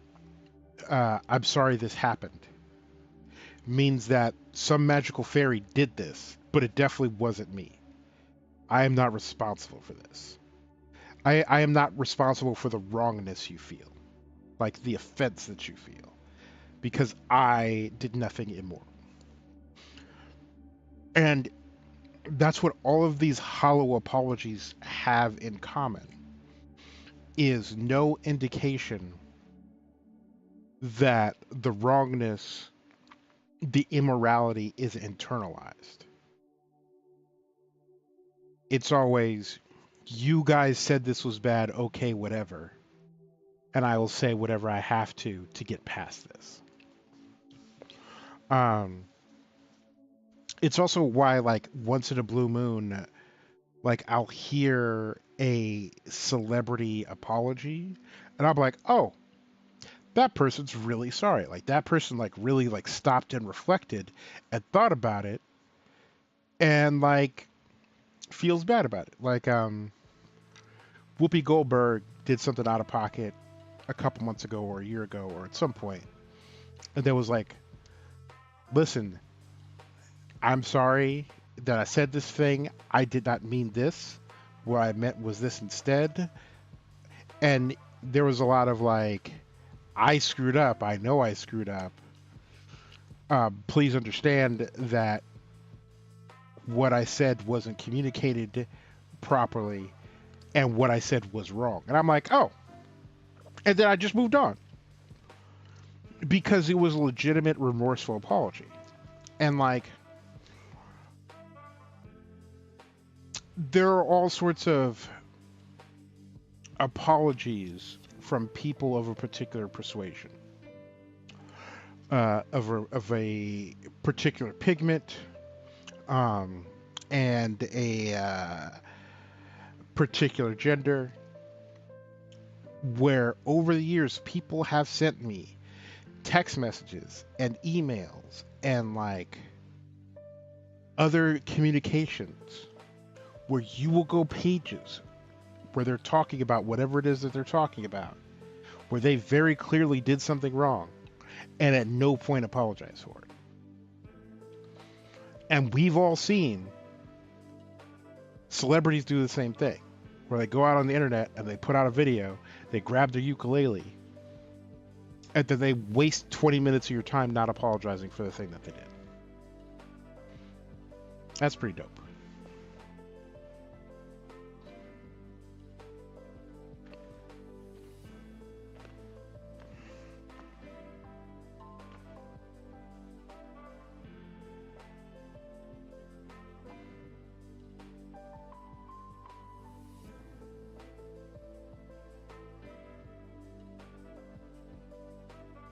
Yeah, so like I sent Kay a TikTok where a couple of people were playing Detroit Become Human, which is what is often done in science fiction where there's an anecdotal corollary between humanoid robots, believably humanoid robots, androids, whatever, and the mistreatment of these robots by humans, um, and racism in the United States, especially post Civil War, pre um, Civil Rights Act racism, where black people were most commonly found in service roles. And there are these two streamers who are sitting and talking about the game, and they're sitting on the home menu. And for those of you who haven't played the game, one of the robots that is featured in the game idles on the home menu and speaks occasionally. And so they're sitting there talking about all these things happening in Detroit, which traditionally has a predominantly black service class. Um, and, and there's a racial history to Detroit that I'm not going to dig into.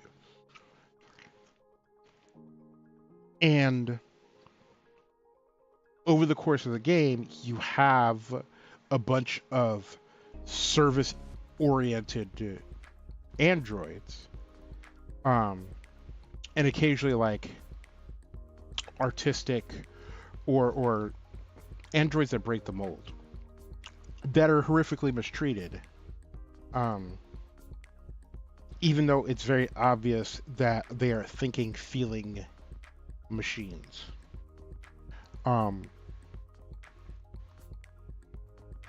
And just the whole game is just this corollary about racism. And for those who know, it's very obvious. But they don't have the same frame of reference as someone like me who has experienced this racism, who has family and friends who have experienced this racism, and who has spent a significant amount of time studying this racism on both a like societal and like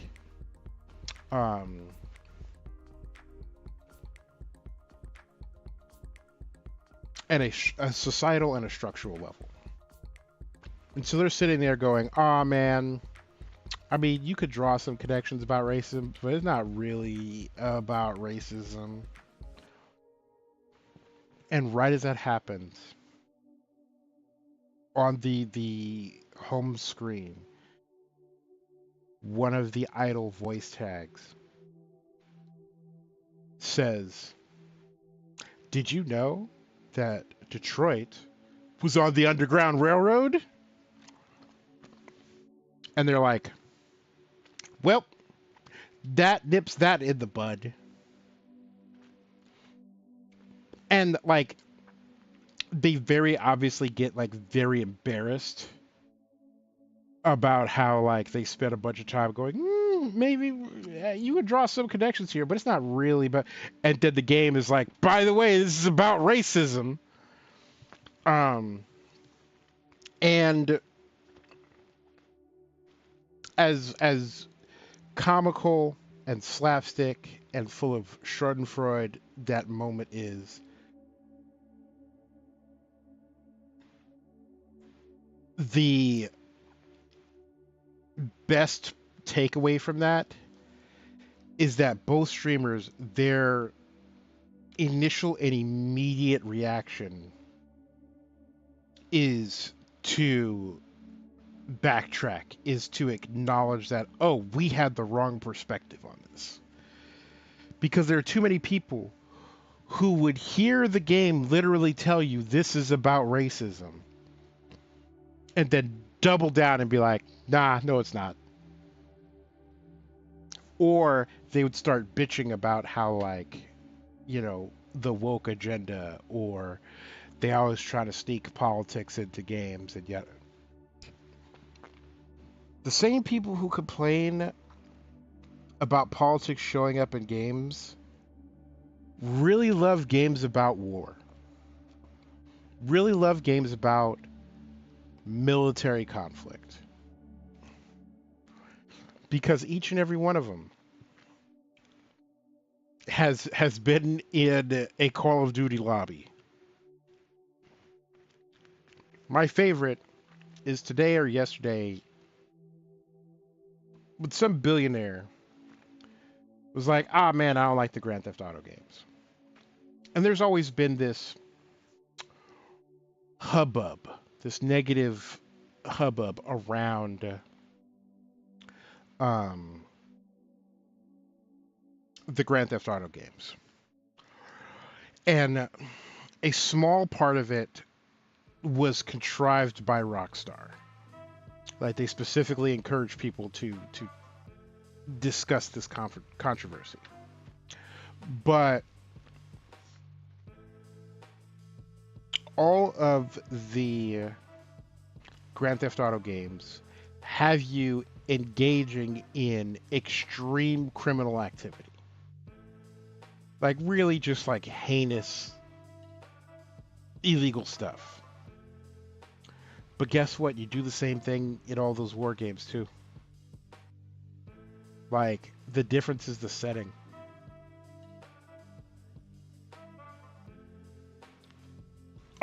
Oh, listen. The number of times, like, even before like Kay and I like sat down and talked about it, we both like independently ran into stuff on the internet that was like, ah man, why are they making Final Fantasy the environmental terrorist group where you play all of the characters in said environmental terrorist group, where your first mission is to destroy infrastructure related to the depletion of resources from the earth. And you spend the whole game, you spend most of the game both fighting a obviously big evil corporation and military soldier experiments gone wrong that is now out doing whatever he's like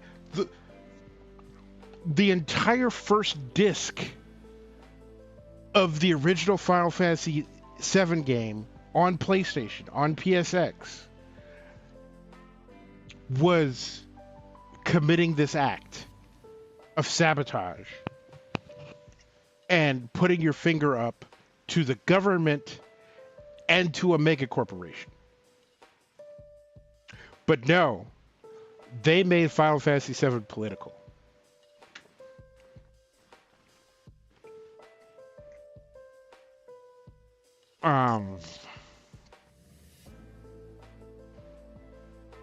Like, the message is clear.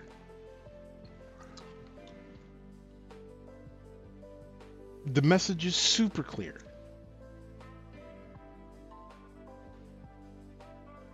It's like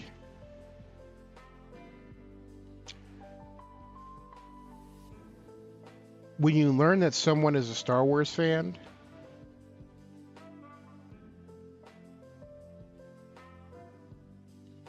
and they're pro-Empire, and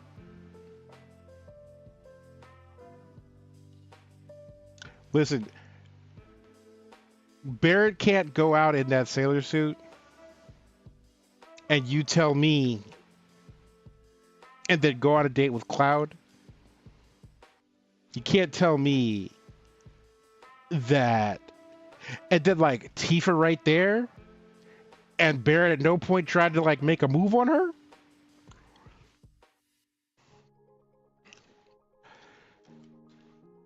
historically speaking, a lot of dudes who were best bros were actually in love, but couldn't say that they were in love. But that is neither here nor there.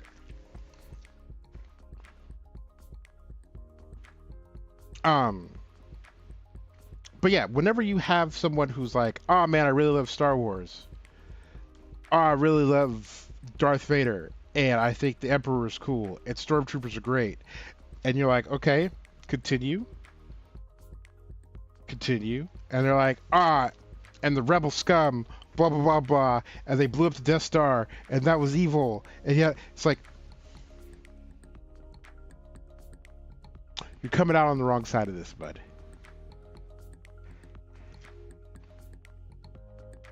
Like, if you think the Empire are the victims in Star Wars, that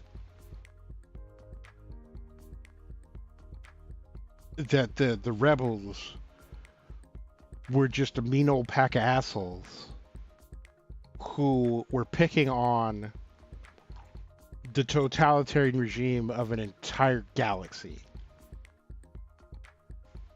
um, then you're coming out on the wrong side of things. Like, because let's be clear, authoritarian regimes got some cool aesthetic. Darth Vader's fit, cooler than the other side of the pillow. The big, like, dark cloaks with the hoods for the Sith, 10 out of 10. And throughout history, there are authoritarian regimes where the uniforms look great, super clean. And you can love, like, your Imperial Star Destroyers and your Super Star Destroyers, and you can think TIE Fighters look cooler than X-Wings. Oh, that's fine. But the second you're like, "Ah, man, the rebels are wrong," when the Empire blew up a planet,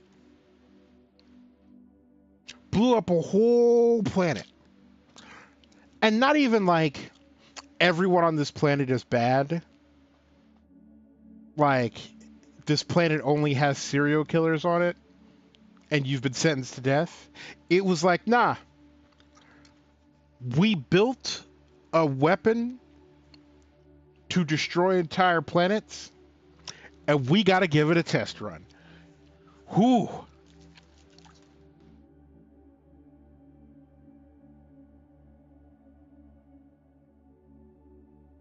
And then you're like, those guys, the guys who blew up the planet, they're the victims here. Those are the people we should be supporting. Nah, bud, you're on the wrong side. You just who on the wrong side of history. And anybody who's like, well, but they have a point. No. Mm-mm. They got cool outfits. They got dope boots. The footwear, fantastic.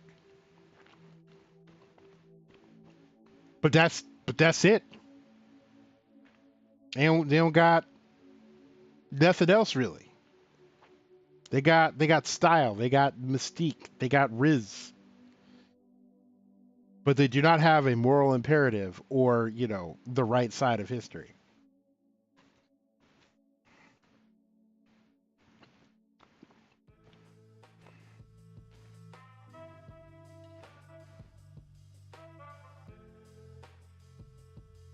They got riz. They got riz charisma. Thank you, Baltimore.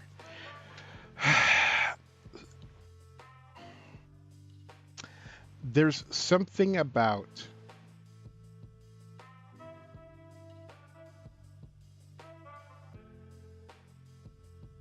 a certain type of person nowadays, a public streamer,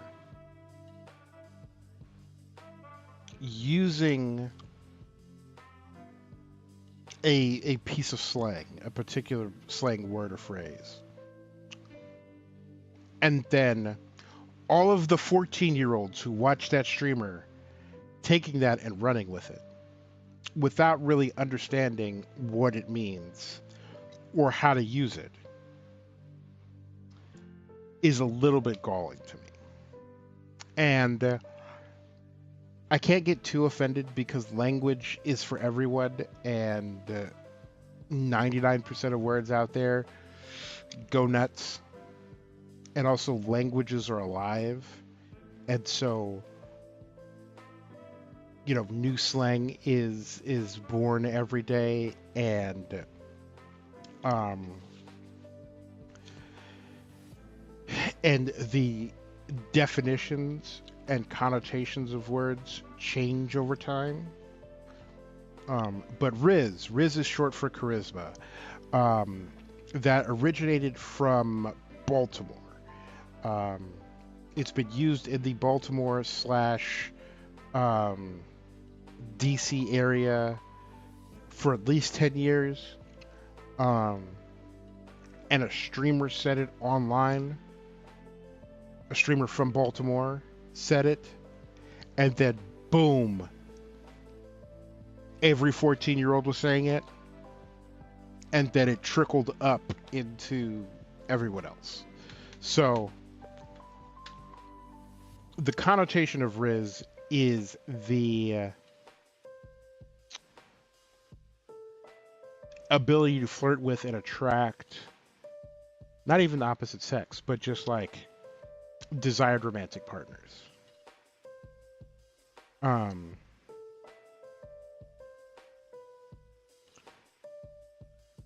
So yeah, if someone says you got Riz, that's a compliment. If someone says you are without Riz, that is not a compliment.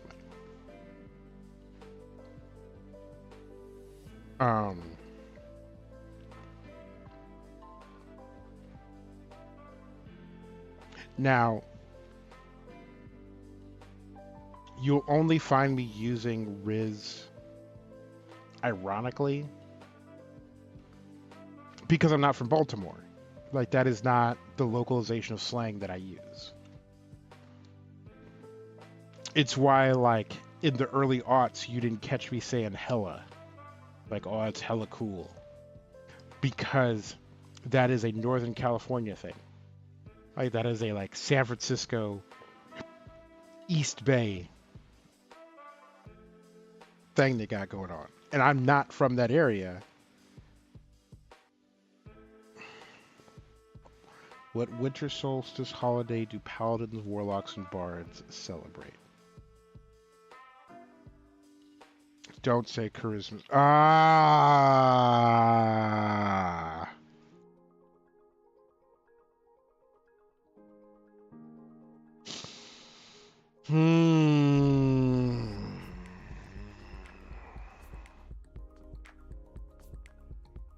Charismas.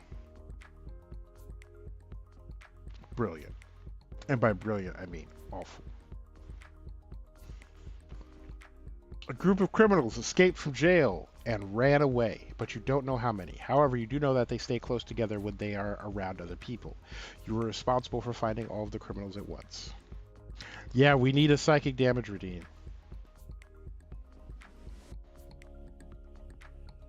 The regex Z plus matches the letter Z when it appears one or more times in a row.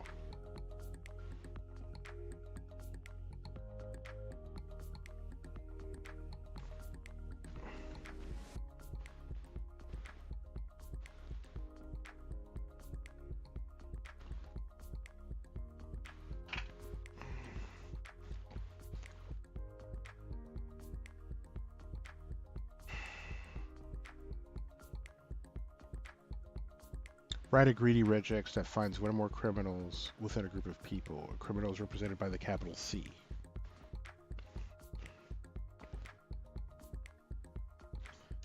C plus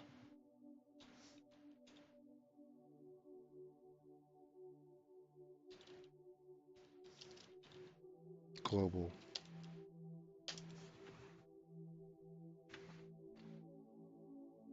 When was the last time I had some water? That is a good question. Am I missing redeems? Yep, I'm missing redeems. I also need to pee, but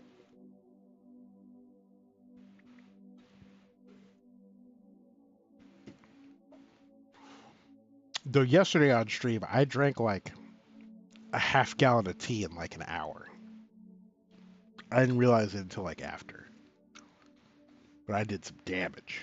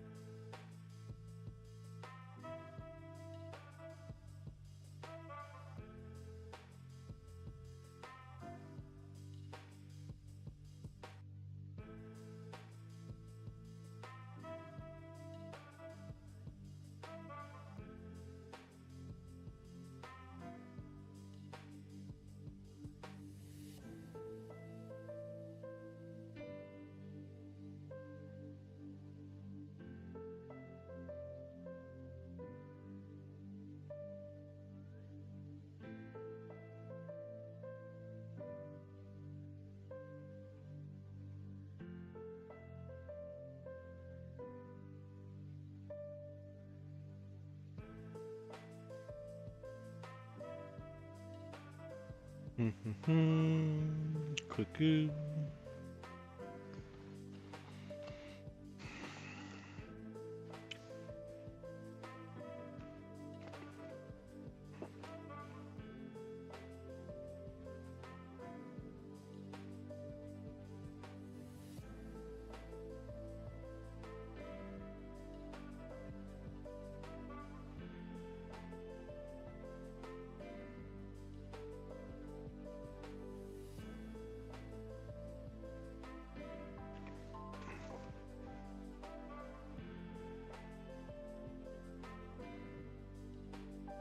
I need to figure out how to get redeems in the combined chat. That is not a problem for now. Prior challenges showed that regular expressions can be used to look for a number of matches. They're also used to search for patterns in specific positions in strings. In an earlier challenge, you used caret inside a character to create inside a character set to create a negated character set in the form.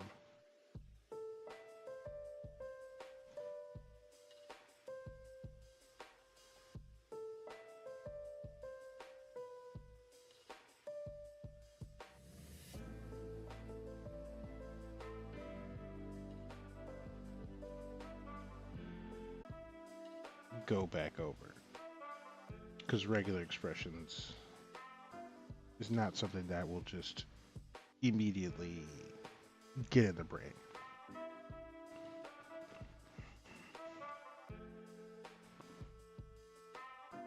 In the last challenge, you learned to use the caret character to search for patterns at the beginning of strings. There's also a way to search for patterns at the end of strings.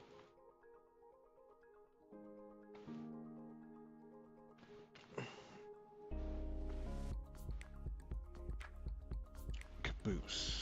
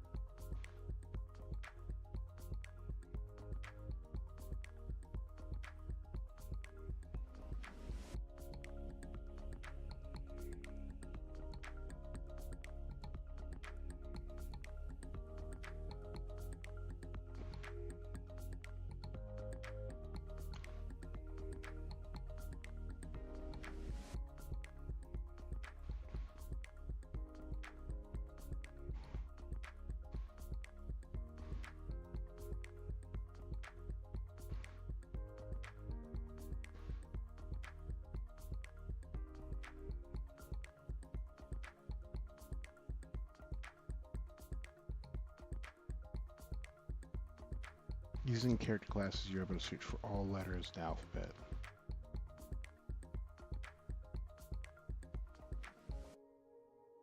The closest character class in JavaScript to match the alphabet is /W.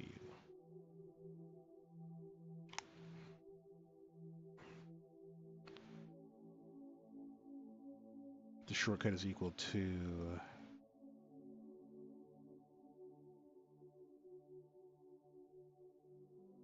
also includes underscore.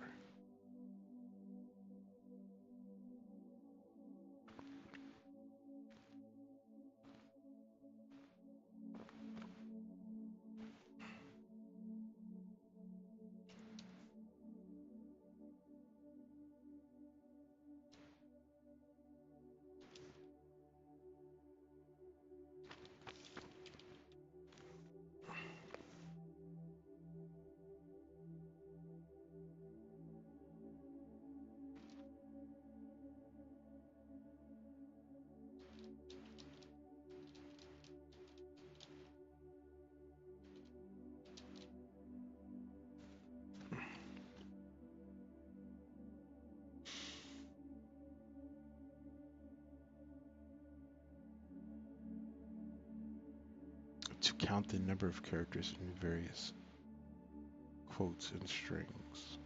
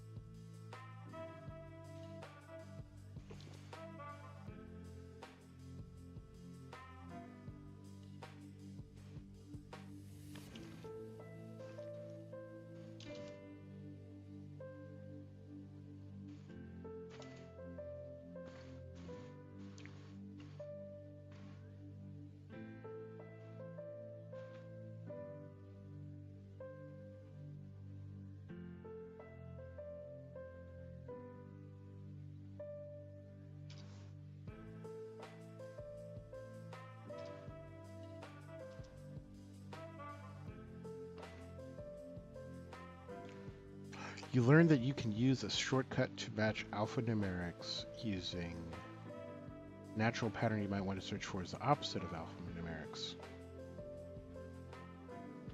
And that's a capital W.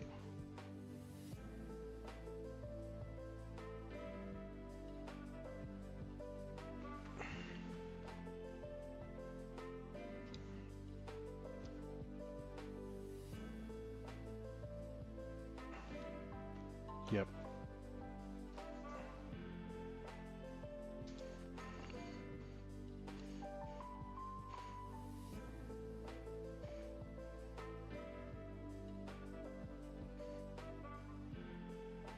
You've learned shortcuts for common string patterns like alphanumerics. Just digits or numbers.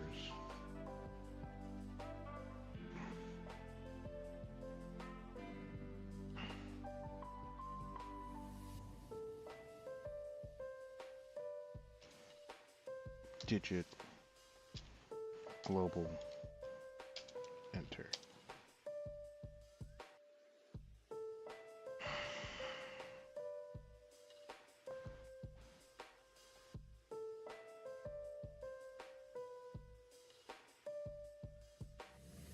Non-digits is the same way.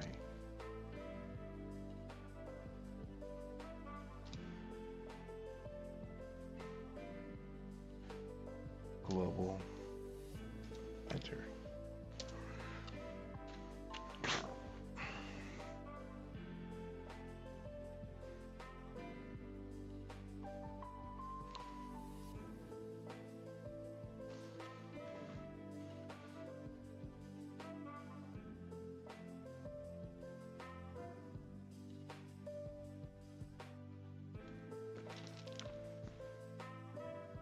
Usernames are used everywhere on the internet. They are what give users a unique identity on their favorite sites. You need to check all the usernames in a database. Here are some simple rules that users have to follow when creating a new username. It can only be alphanumeric. Numbers only at the end. It can be upper and lowercase. Have to be at least 2 characters long. To fit the constraints listed above.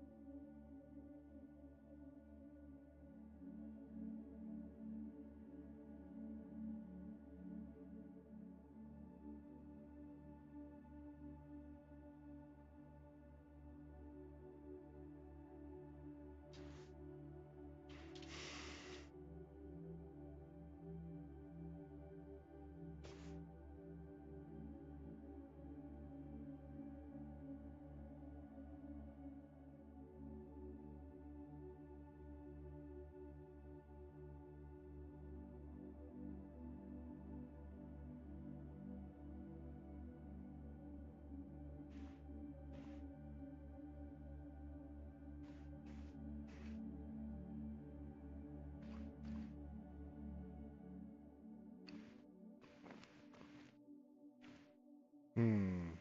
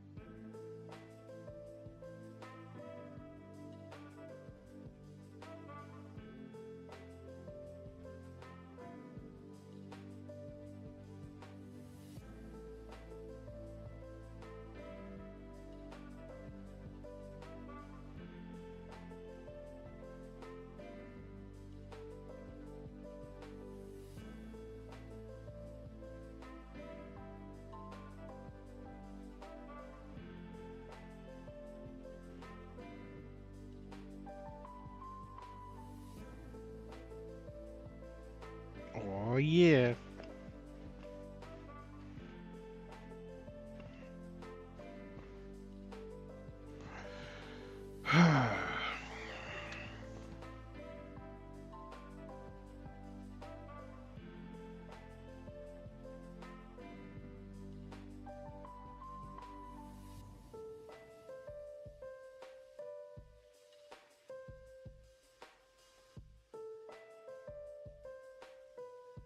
Okay. I will need to figure this out, but David's brain is melting. And also, I have a talk show to get ready for. So, thank you for hanging out. Um, I'll figure out who to raid. Um, and yeah, be back here in an hour when we do the talk show. The very important talk show that we do every Tuesday.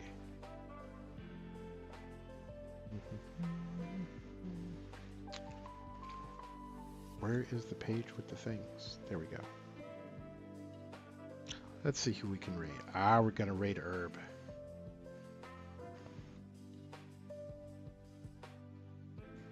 Always a good call. All right. See y'all back here in an hour.